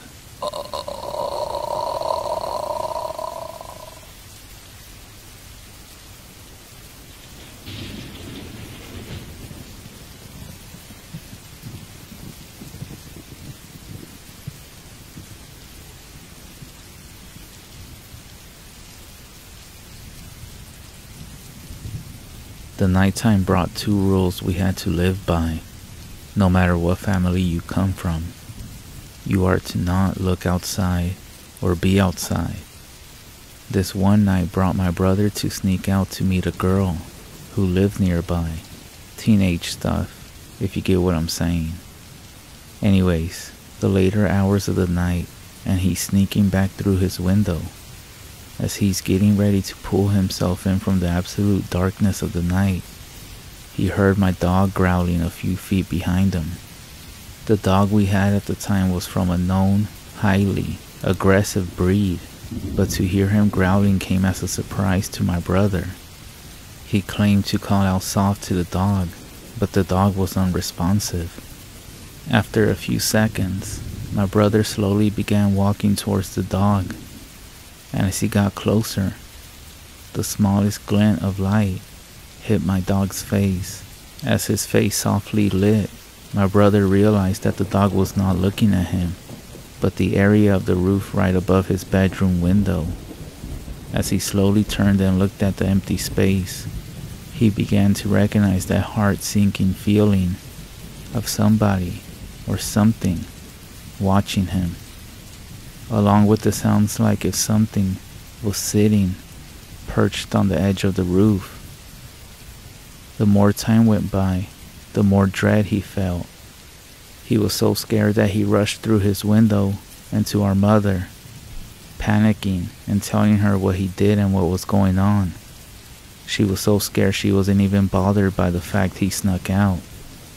I remember watching and listening from my bedroom door and seeing her turn pale and begin to shake. She told him to never do it again and to keep his window closed. It was from that day on that not only our neighbors, but people from the complete opposite side of the community began to open up about their experiences with the thing that walks among us at night on the roofs of the house. One of which includes a close relative who was home alone with an aunt. One night, she claimed to begin hearing something clawing and walking on the roof. When she noticed it, she said it was like it noticed her or knew she was there, because when she tried to find a room to shield herself in, the footsteps followed right above. Think of your ceiling made out of glass, and this thing always knowing exactly where your foot is falling, and the exact moment you extend your foot, there is another step. It wasn't until I reached my 20s that I began experiencing this creature on a weekly, yes, I said weekly, and I am not exaggerating. It was like clockwork, especially once snow began falling. Heavy footsteps before the sun was up that woke me up around 5 a.m. at least once a week. Here and there those footsteps would be substituted for what I only imagine is a grown man in steel-toed boots running with what sounded like chains dragging. I was so desperate for sleep and to not be bothered that I started putting holy water on my ceiling, but it seemed to only hold off whatever this being was for a few days before coming back again. As time went by, not only did my neighbor, but the residents who lived several houses away would tell my family about their experiences with the thing that lurked on top of our houses. One neighbor was simply sitting in the living room when he began to hear like somebody was walking above him. He said it left him paralyzed with fear, and all he could do was sit and stare in horror at the area above him. Another friend who lived 3 houses down was taking out her garbage when she heard walking right above her doorway, and left her so scared she ran inside and refused to be out at night for months. I can go on and on about the stories that left our friends, family, and neighbors shaken to the core for hours, but for now, this seems to be the most nightmarish creatures our people have continuously shared the space with since we were forced into colonization. Even though these stories and these experiences can spark a lot of interest in seeking out these beings, I simply ask that no one actually take the time to. You never know what might follow you and make your home its home as well. Maybe those noises you hear in your attic at night when you're going to sleep are actually coming from your roof, and maybe it's something that has followed you already because of these stories and these experiences that you dig into. If you think you have one of these things making your home their home, I would recommend to call a priest or a medicine man, somebody who's familiar with these things, because if not, next time it might be outside your window.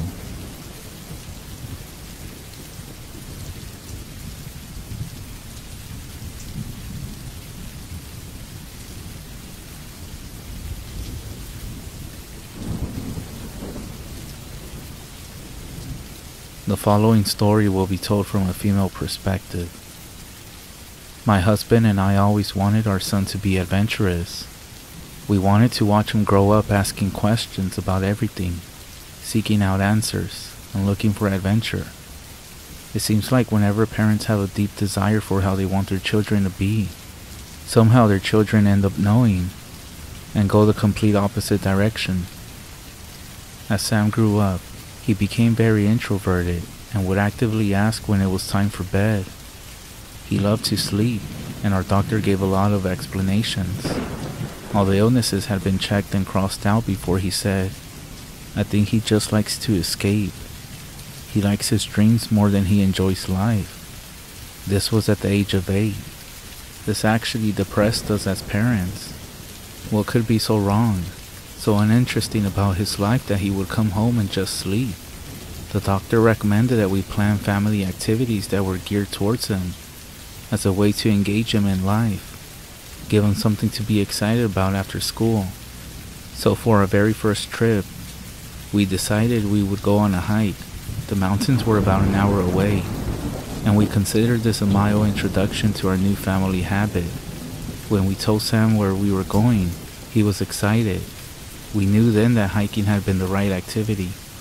On Saturday, we threw together some backpacks, lunch, water, and even a magnifying glass so Sam could inspect everything closely. He was so excited the entire way there. We were all thrilled. When we parked at the trailhead, Sam leaped out of the car and almost ran up the trail without us. I had to call him back so we could keep an eye on him.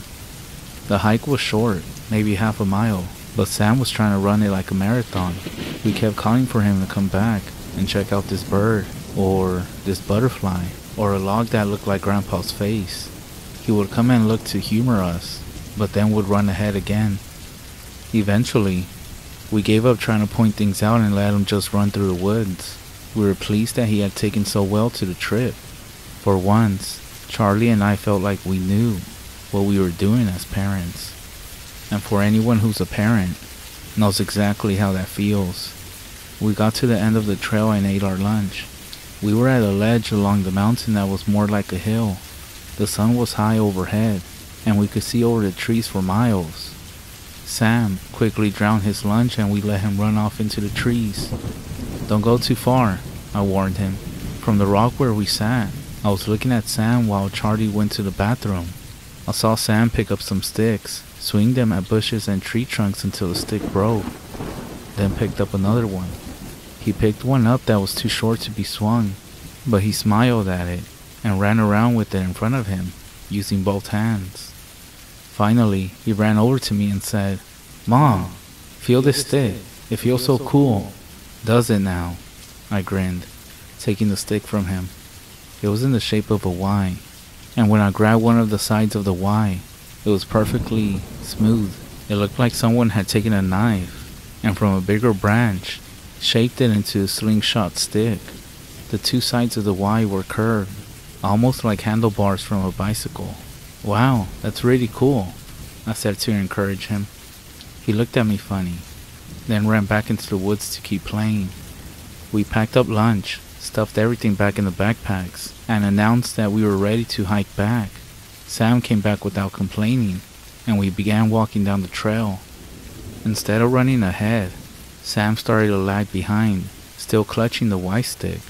He held it in front of him with both hands as before, and was swinging it around slowly, almost like if it was a magnifying glass and he were searching for something. "Come on, Sam," Charlie started saying when he stood in one place for too long. We both had to stop because he had fallen so far behind. He was pointing his stick into the trees, with his arms stretching out. He kept looking from the stick to the trees, as if he was trying to line something up. We both waited patiently for a few seconds, but the heat was getting to us and we were ready for an air-conditioned car. "Sam, let's go," I called. "Okay," he called back, but he didn't move. Charlie walked back to him. He put his hands on both of Sam's shoulders and guided him down the trail. The whole time, Sam kept both hands firmly on the stick and tried his best to point it back towards the trees where he had been looking. He didn't point it towards where he had been standing. I noticed later, but at a spot past the trail and into the trees, always at one position. Charlie finally got him to where I was at, and we kept walking. Sam eventually stopped pointing his stick and instead kept it down in front of him, both hands still being used to hold either side of the Y. We ended up driving home, pretty excited that Sam was taking home a souvenir. Our day trip had worked. He was getting involved with life, so I knew we were one step closer to our adventurous son. Over the next couple of days, lots of things started happening. They all seemed strange, not connected in the moment, but later memory would connect them for me. Sam went back to his sleeping routine. He would come home from school, go into his room, and play for a bit by himself while dinner was being made. I got him to work on homework, then served dinner when Charlie got home. After that, he went straight to bed by his own choice. This wasn't abnormal for him, so I wasn't any more concerned than usual. A few nights after we got home, I noticed that Sam's bedroom light was on. Even though he had gone to bed hours ago, his door was closed. So I went to go and turn off his light for him. I figured he might have left it on when he fell asleep or something. But the second I opened the door, Sam leaped off the floor and jumped into bed, like he knew he was in trouble. It was only 7 in the evening. I wasn't about to yell at him for not going to bed when he said he was, but his rapid jump into the bed had me worried. "Sam, what's up?" "Nothing," he said in that kiddish tone that says that I didn't do anything. I looked around the room and saw what I always saw. His toys were out and lined up in some game he must have been playing. Nothing was out of place. "You jumped up as soon as I came in. Is there anything wrong?" "No," he said. "Well, okay," I said slowly, unsure of what else to say. However, he looked at me with untold terror in his eyes. Are you sure there's nothing wrong?" I pressed. "I can hang out with you for a bit if you want." He stared right through me, his eyes wide, and it took him a few seconds to reply. No, Mother. I'm going to bed now. Can you, turn out the light?" I blinked. He's never called me Mother in his life. I should have pushed myself and sat on his bed and talked until he admitted what was wrong. But I didn't. Charlie called my name, and it distracted me. I told him good night and turned off the light and shut the door. Talking later on with Charlie about it, Charlie thought that maybe he had somehow discovered masturbation, even at his young age. When you rub around on the floor the right way, it just happens. Apparently, that was how he had discovered it. So I chalked the situation up to that. Sam also continued carrying that white stick around everywhere. He always kept it within reach. During dinner, he kept it on the table. When I told him that sticks don't belong on the dining room table, he kept it on his chair next to him. He took it to bed and kept it next to his head. He even took it to school. I tried fighting him on it once, but he claimed that he was taking it to show and tell. I was about to insist that he leave it home, but he looked like he might cry if I came down firm. So I let him on the condition that if his teacher mentioned it to me, that I would make him leave it home, and he agreed. One day, Charlie was taking out the garbage and the bag got caught on the door jamb. The contents of the bag spilled all over the floor, and he quietly cursed and went to get another bag. That was when he found about 20 of Sam's toys in the trash. They varied from stuffed animals to action figures. Confused, Charlie asked me if I had thrown them away, or if I was punishing Sam for something. I told him no, and was equally puzzled.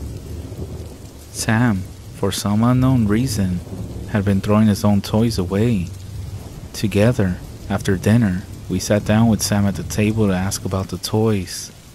We saw it as a cry for help. They were selected, he said in response. They weren't doing a good enough job, so they were fired. Their time was up.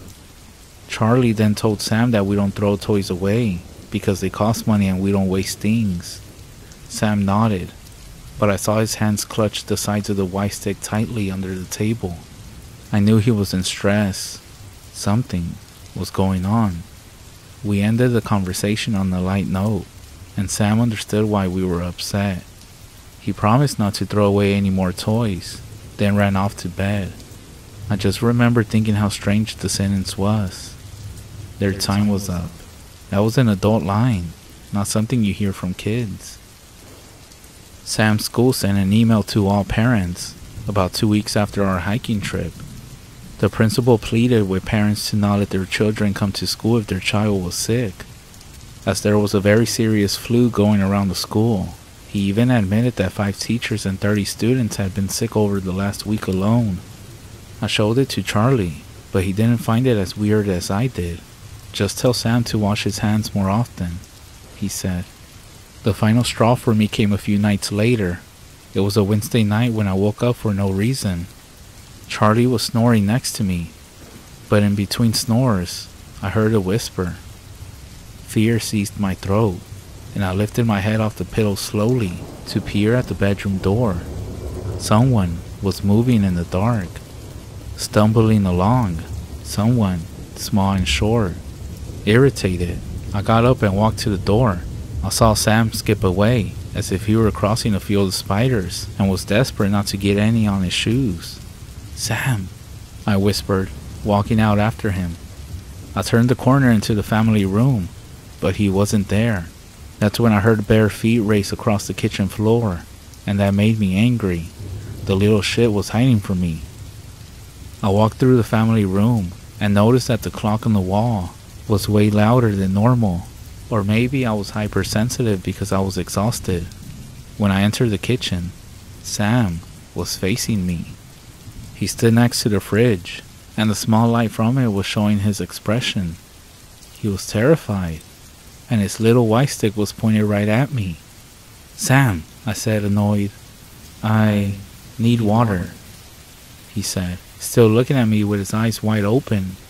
It was an obvious lie, but not one abnormal for kids caught up past their bedtime. Alright then, get some water, I said. Can, you get it? He asked me, still clutching the stick and pointing it my way. He must have seen my quote-unquote mom look, because he re-emphasized, please. I walked ahead, and that's when I noticed that he pointed the stick around me. He was pointing at something behind me. I looked around really fast and stared into the empty darkness of the family room. The clock was still loud. It sounded like a person saying the actual words. I looked around the room for a full 30 seconds, and nothing moved. "What are you doing up, Sam?" I asked, turning back to face him. He looked at me with real, true fear in his eyes.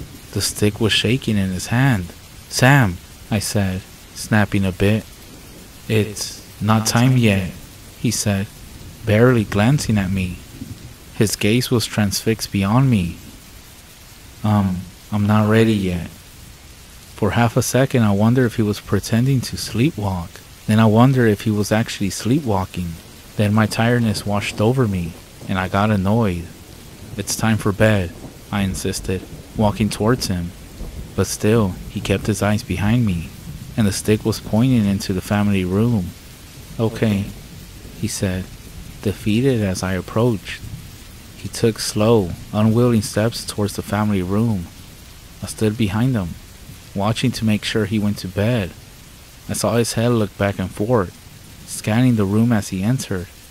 He was looking for something. Then, he looked back at me, and suddenly, he screamed.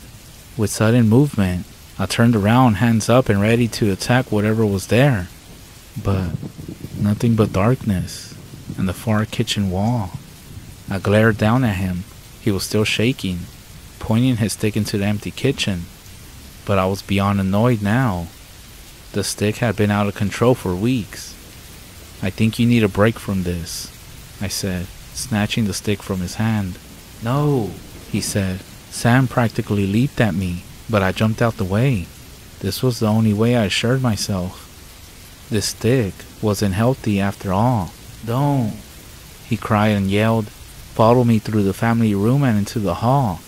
All the attention that he had pointed into the kitchen was now directed at me. He tried to jump and grab at the stick, but I held it above my head. I felt like an older sibling teasing my younger brother, but this was needed. I regretted waking Charlie up, but I pushed my way into my room, tossed the stick onto the floor, and turned back to get Sam out. "Give it to me, give it to me, give it to me," he demanded. I pushed him out and shut the bedroom door. I flipped the lock on the handle. What's going on?" Charlie mumbled. I took the stick away. He was playing with it all night, I said, coming back to bed. Sam was pounding on the door. I convinced Charlie that we should ignore him, let him tire himself out, and tomorrow we will lecture him. He verbally agreed, even though I could sense that he didn't agree inside. It took an hour, but Sam eventually gave up, and we ended up falling asleep. The next morning, my throat felt like I had swallowed sandpaper. The flu, of course. My stomach rumbled and made me get out of bed. I found myself starting to run to the master bathroom after my stomach turned nauseous. I threw up the dinner from the night before. Stumbling out of the bathroom, I had to move aside for Charlie, who couldn't make it to the toilet and threw up into the sink. "Not you as well," I sighed. "I haven't been this sick since I was a kid," he moaned, rinsing his mouth out. I rubbed my eyes, still tired from Sam's ordeal last night, and got into the shower with the lights off, hoping it would help my light sensitivity. Charlie decided to call in sick and rest for the day. I got ready for the day, so I wouldn't be around in my pajamas all day, feeling even more sick. When I was completely ready, I unlocked the bedroom door and stepped out. Sam was nowhere in sight, which actually meant that he had gone back to bed. Good. "I hope you're getting ready for school," I said loudly, but I didn't get a response. I went to his room and found the door shut as usual. I twisted the handle and pushed, but the door was stuck. "What the hell?" I said quietly. Using my shoulder, I shoved hard against the door. I heard a clatter. Then the door opened. As I entered, I saw three things right away. 1. A chair had been placed under the door handle in order to prevent the door from opening so easily. 2. The window was wide open, with the screen missing. And 3. Sam wasn't in his bedroom. We called the police immediately after searching the house from top to bottom. If we hadn't called them, I have no idea where we would have started. Maybe we should have driven around, looking for him. Maybe called his friends' homes to see if they knew where he was. The police helped, and I spent half a day sitting by the phone, puking my guts out and worrying about Sam. The police were out driving around, searching for Sam with his picture taped to their dashboards. Charlie was dead asleep when I went into the bedroom. I was debating about lying down, but I couldn't sleep while Sam was missing. I saw the stick, which had landed partially under the bed when I threw it last night. All this because of a stick. Maybe the doctor was wrong. Maybe he did have something wrong with him. But it was mental, psychological. Maybe instead of a doctor, we should take him to a psychologist. Attempting to stay awake, I decided to search the house for the 15th time, but this time, I carried the stick with me. Sam, loud enough to be heard while I walked through the family room, the kitchen, and to the stairs. Maybe he was hiding in the storage room downstairs, maybe behind a few boxes.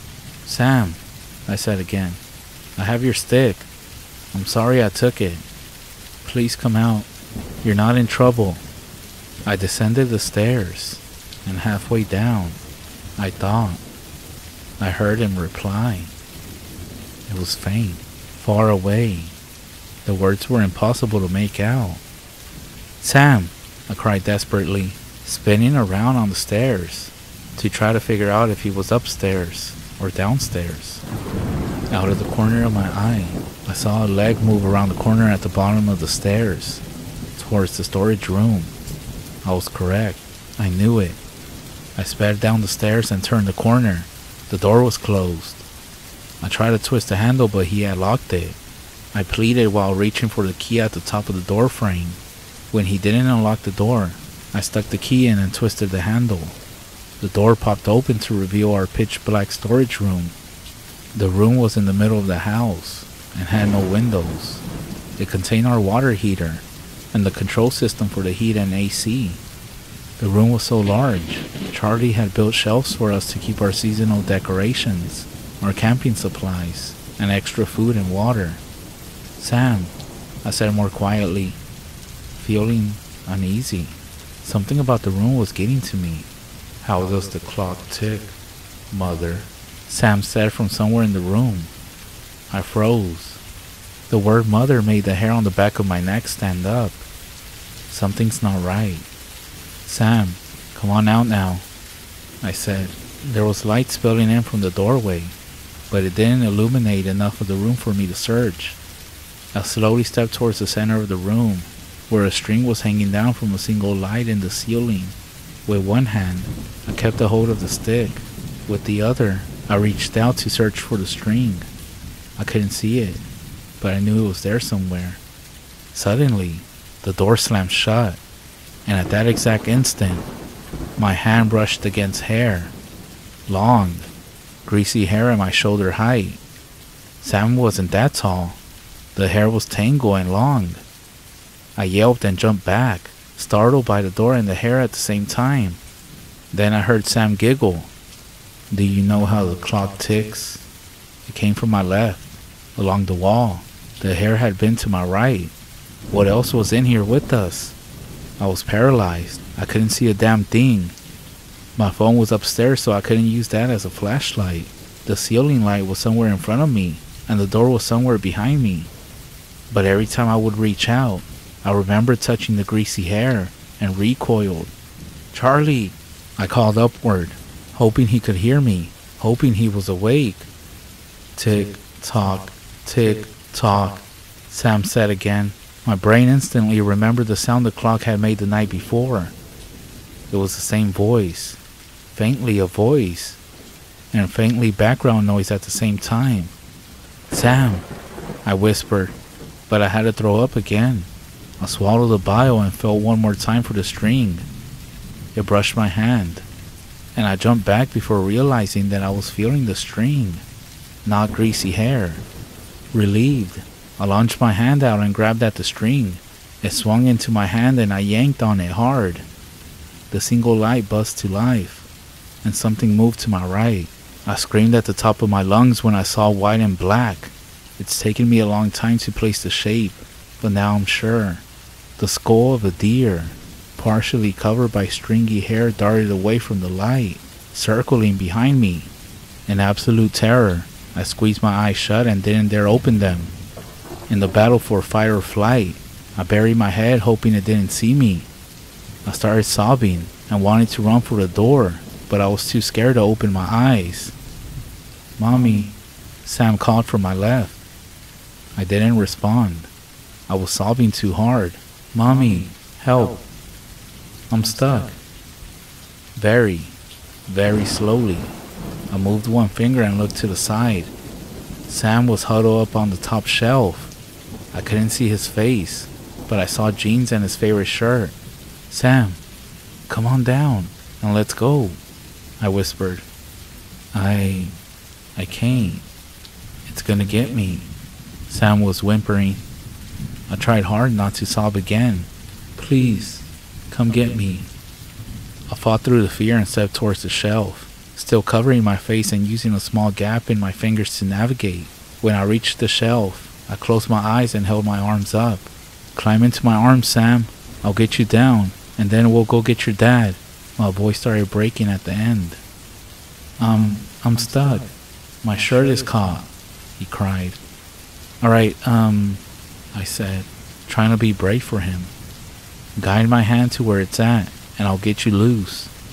He paused. "It's at the back of the shelf. You can't reach." I bit my lip to stop its trembling. With both eyes still closed, I placed my hands on the top shelf, and my foot on the bottom shelf. The stick was placed on the shelf so I could use both my hands. I pulled myself up so I could reach and balance myself. Where is it?" I asked, refusing to open my eyes. "Reach here," he said, and I could feel him rotate so I could reach over him.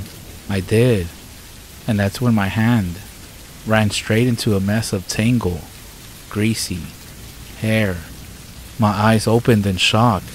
It stared back at me for only half a second, but in that split second, it spoke. "Do you know how the clock ticks? It's fed by death."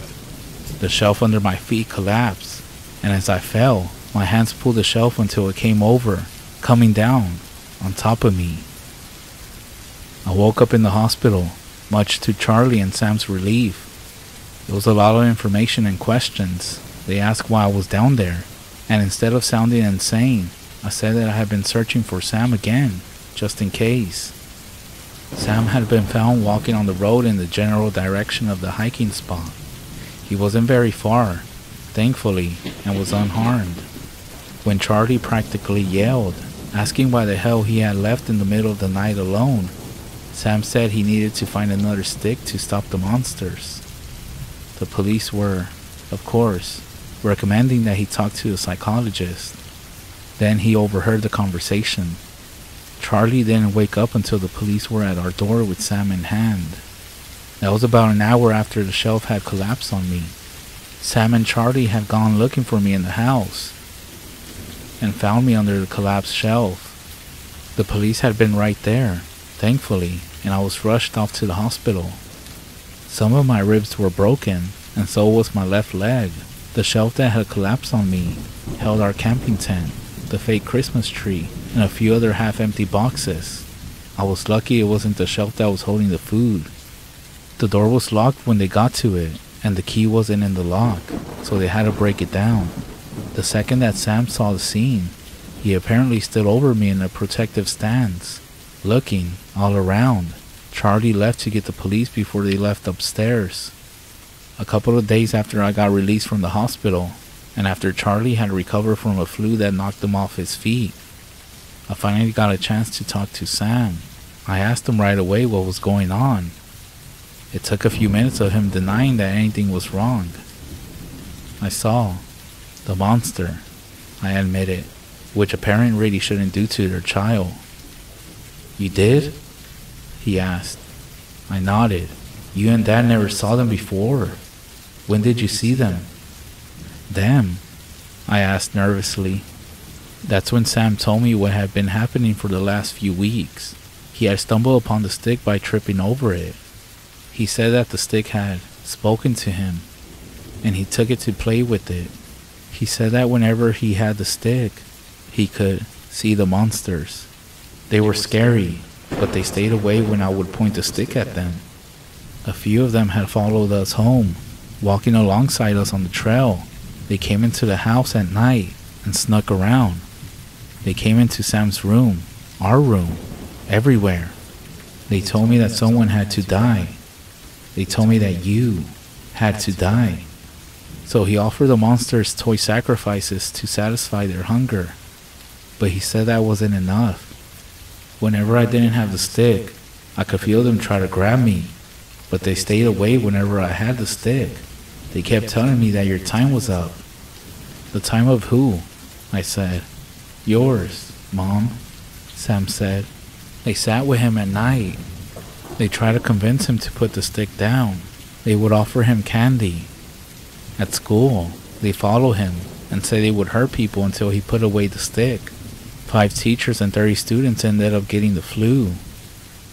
He held onto the stick as often as he could and patrolled the house at night to keep them out of my room. That was until I took the stick. Apparently, he had grabbed the stick from a skeleton in the woods. It looked like an animal skeleton. He had seen another one just like it when he got the first one, so he was going to go back and get the second one so that the monsters would stop smiling.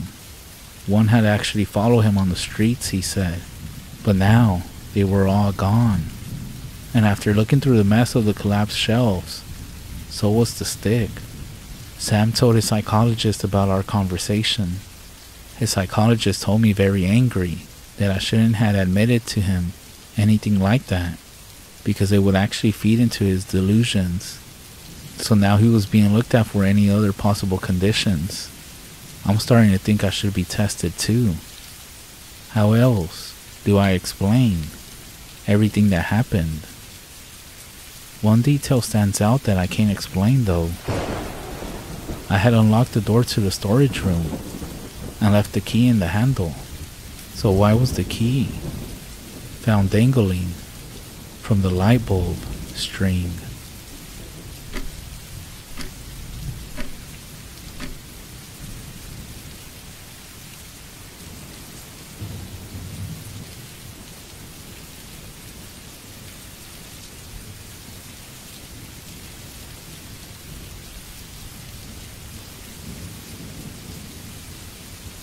We had a tradition of going to see my grandfather every summer and spend some time at his cabin.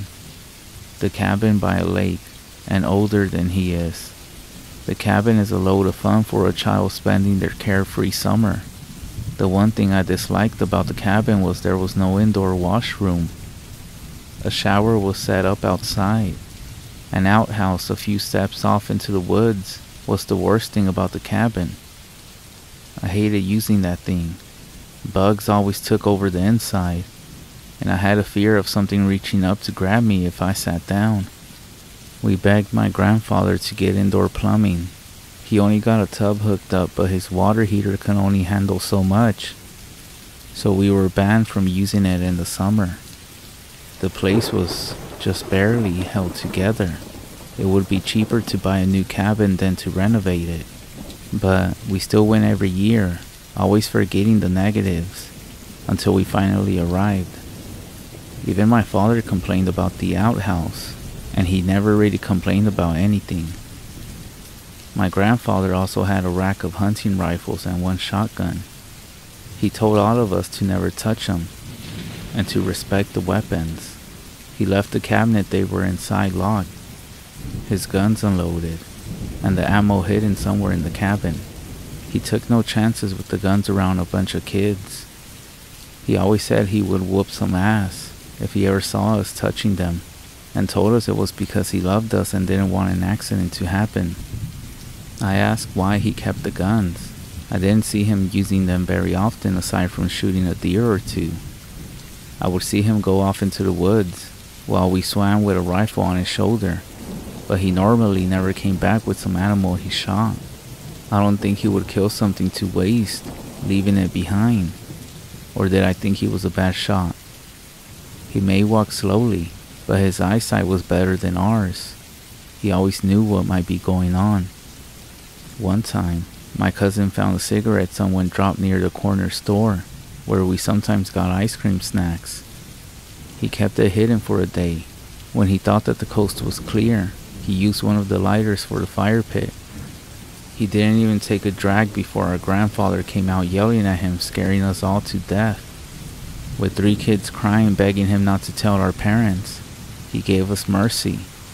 As long as we cleaned the boat we've been putting off all weekend. Overall, my grandfather was a scary man. One night, after telling each other ghost stories to freak each other out, the worst thing happened. When everyone else was dead asleep, I needed to use the restroom. I hated going out at night.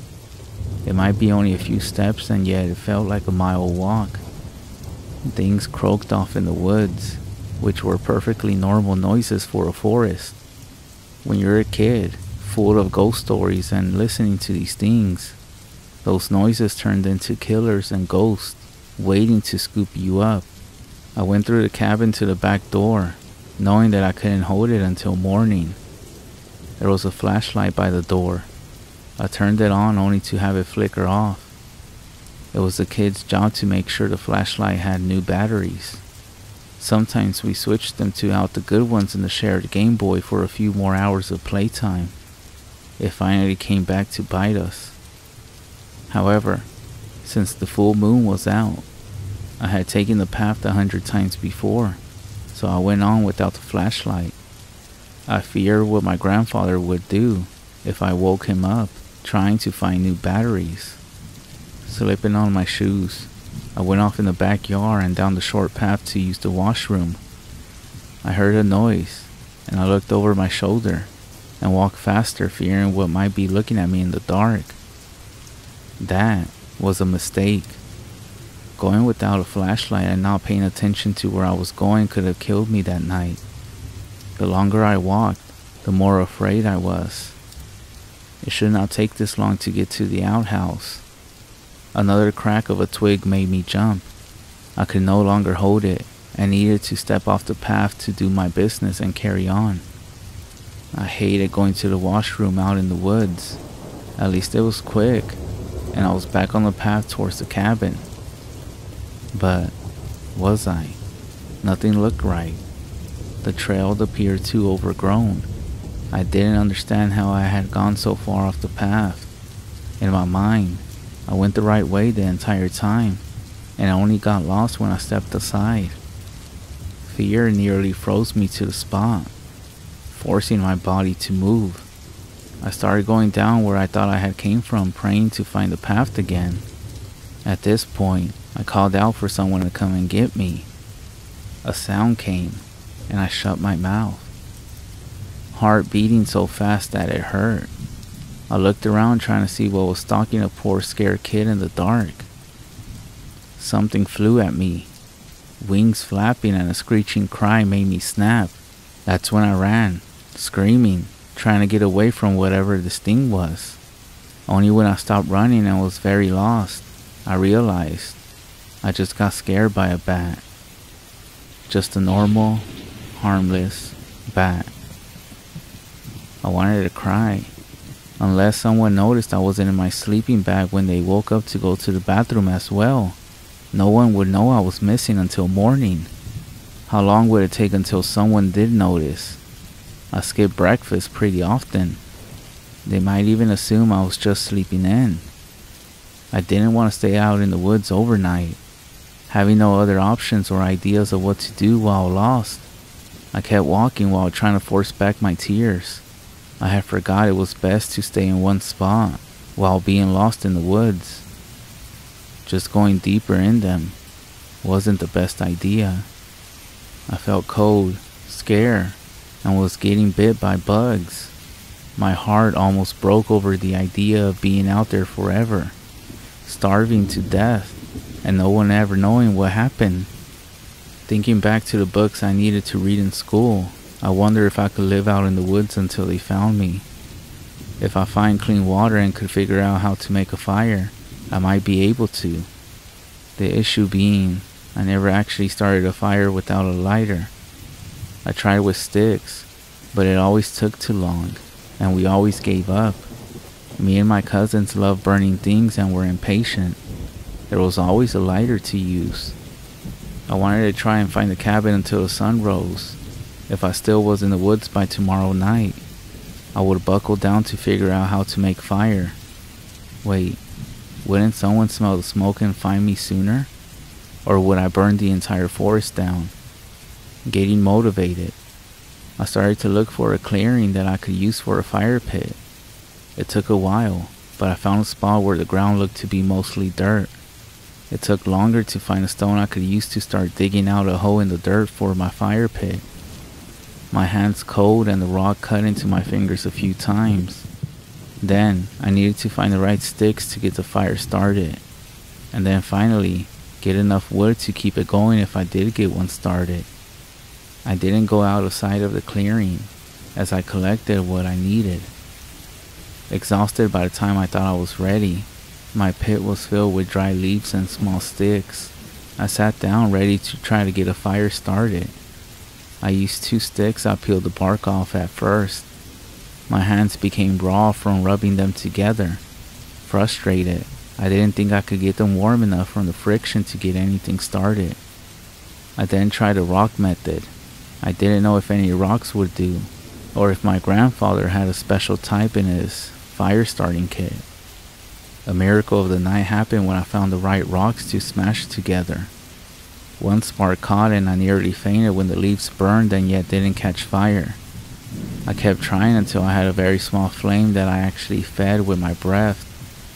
I never been so proud of myself in my entire life. The smoke blew into my face, causing me to cough and eyes water. Still very happy for my very small fire though. There wasn't a way to tell how long I was out there for. The sun hadn't even risen yet, so at least a few hours. As I warmed myself by the flames, I heard something off in the distance of the woods.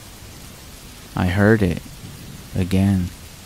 My chest got tight with hope when I recognized that the noises I was hearing were human voices.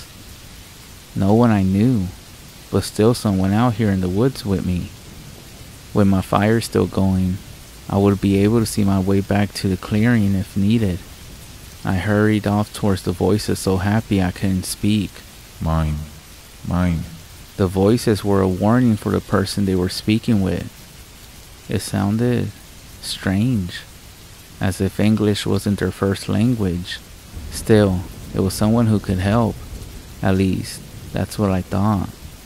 Rushing into another clearing, all my excitement faded when I saw what belonged to those voices. A dead, torn to pieces deer sat in the middle of the small clearing, blood soaking the grass and leaves. In the clear moonlight, I saw 3 pale figures, all hunched over in the deer, tearing in with their hands and teeth. All their limbs were skinny and far too long for their bodies. Each of them were pushing aside each other, trying to eat as much of the deer as they could. Skin pale and drawn tight against their bones, faces covered with blood. Each of them bald, with a mouth far too large for their face. And their eyes, oh God, their eyes were missing. Each of them had black empty sockets. None of them noticed me. That is, until I let out a scream. All 3 heads darted up. Now knowing there was some fresh prey, I turned to run. Sounds from behind me said they were all starting to chase me. Tears came to my eyes, making it nearly impossible to see where I was going. I slammed into a tree hard enough to hit my arm to the point I thought it was broken. I tumbled to the ground, crying in pain. My moment of weakness enough for one creature to get on top, limbs on either side. The head looking around trying to hear where I was, the large mouth opening, dripping blood on my tear-stained face. The moment before the mouth filled with teeth tore my face off, a loud cracking sound echoed through the forest. The creature blown off, I screamed even more when a powerful hand grabbed my shoulder to drag me to my feet. Grandpa. I choked up when I saw him clearly through my wet eyes. He was holding a shotgun, ready to fire again. His face stern, not afraid or surprised of the creatures. I expected them to attack us. They somehow knew what the gun could do. Grabbing their dead, they dragged it deeper into the darkness. The moment they were out of sight, I heard the worst noise. Awful sounds of bones cracking and breaking. They were eating the one my grandfather had shot. It was all too much for me. I broke down crying, my grandfather silently bending over to pick me up in one arm. As he carried me through the woods, he stomped out my small fire on the way out. He didn't scold me for crying or getting lost. Him actually comforting me that night was the kindest moment we ever shared together. We arrived back by the time the sun was rising. My mother and father awake and worried out of their mind. They scooped me up when we arrived, and I cried all over again. Before we left, I was able to get my grandfather alone to ask him what happened. Those things wouldn't bother us at the cabin. I only saw them because I went too far in the woods. Apparently, he had a deal with them, that they were not to touch any humans as long as he fed them, and he also wasn't sure how many of them lived in the woods, or even what they were. He also said that he fully understood if I didn't want to come back to the cabin next year. I almost didn't, until he passed away of natural causes. I spent parts of my summer at the cabin. He wasn't able to get an indoor toilet, but he did mark the path to the outhouse with those solar charged lamps that people use in their garden to make sure that no one ever goes off the path again.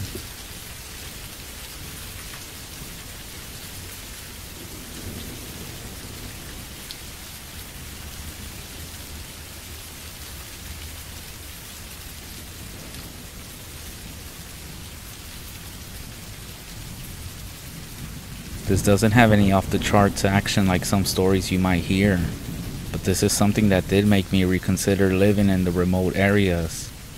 I went camping with two of my buddies about 7 years back. We were backpacking out in the deep woods of Montana. Every day we would wake up, hike until about noon, and then find a place to camp for the night, and spend the rest of the daylight hours fishing or shooting cans with a BB gun. All of us actually had real guns.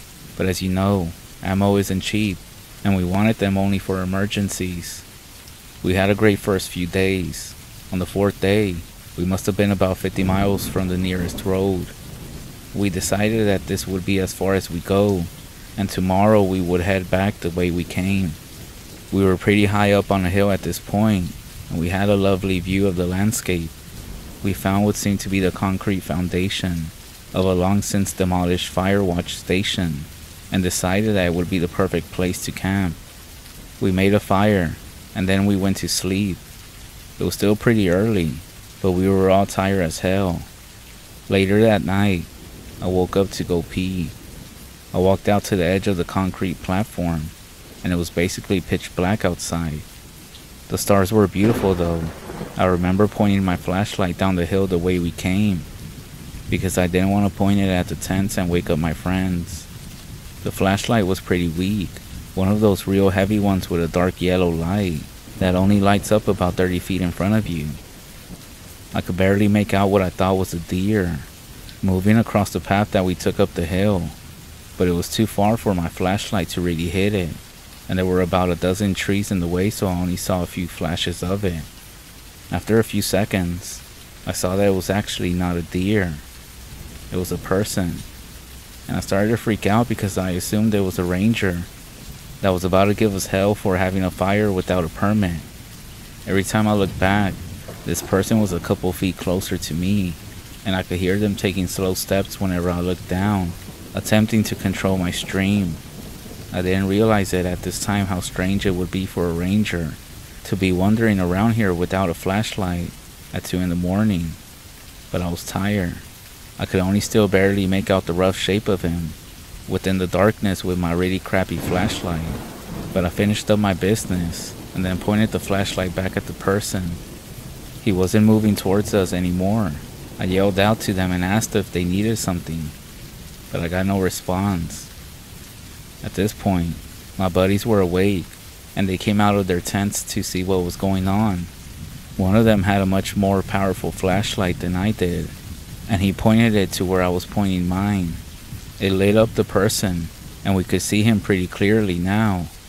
He was tall, but fairly lanky, and about 6.5 feet tall. And something was indeed wrong with this person. They had sideways facial features. They weren't bloody or anything. It's not like he was attacked by a bear and it just rearranged his face, but his eyes were just sideways, and the mouth was also sideways. He was staring directly at us and starting to smile pretty hard, even though I'm not sure if I would actually consider it smiling, because it basically was just baring its teeth at us and maintaining eye contact. It was still pretty far away, maybe about 100 feet, but we could still see its face pretty clearly. Its eyes were wide, open enough for us to see the whites. We were all pretty shocked, obviously, and one of my buddies pointed his gun at him. As soon as this thing saw the gun, it just sort of coughed or gurgled. It sounded kind of like when someone is choking. It turned around but kept looking at us over its shoulder as it moved back the way it came from. It wasn't making any sort of effort to stay hidden, and with the bright light from my buddy, we watched it walk off into the woods for about 10 minutes, until we couldn't see it anymore.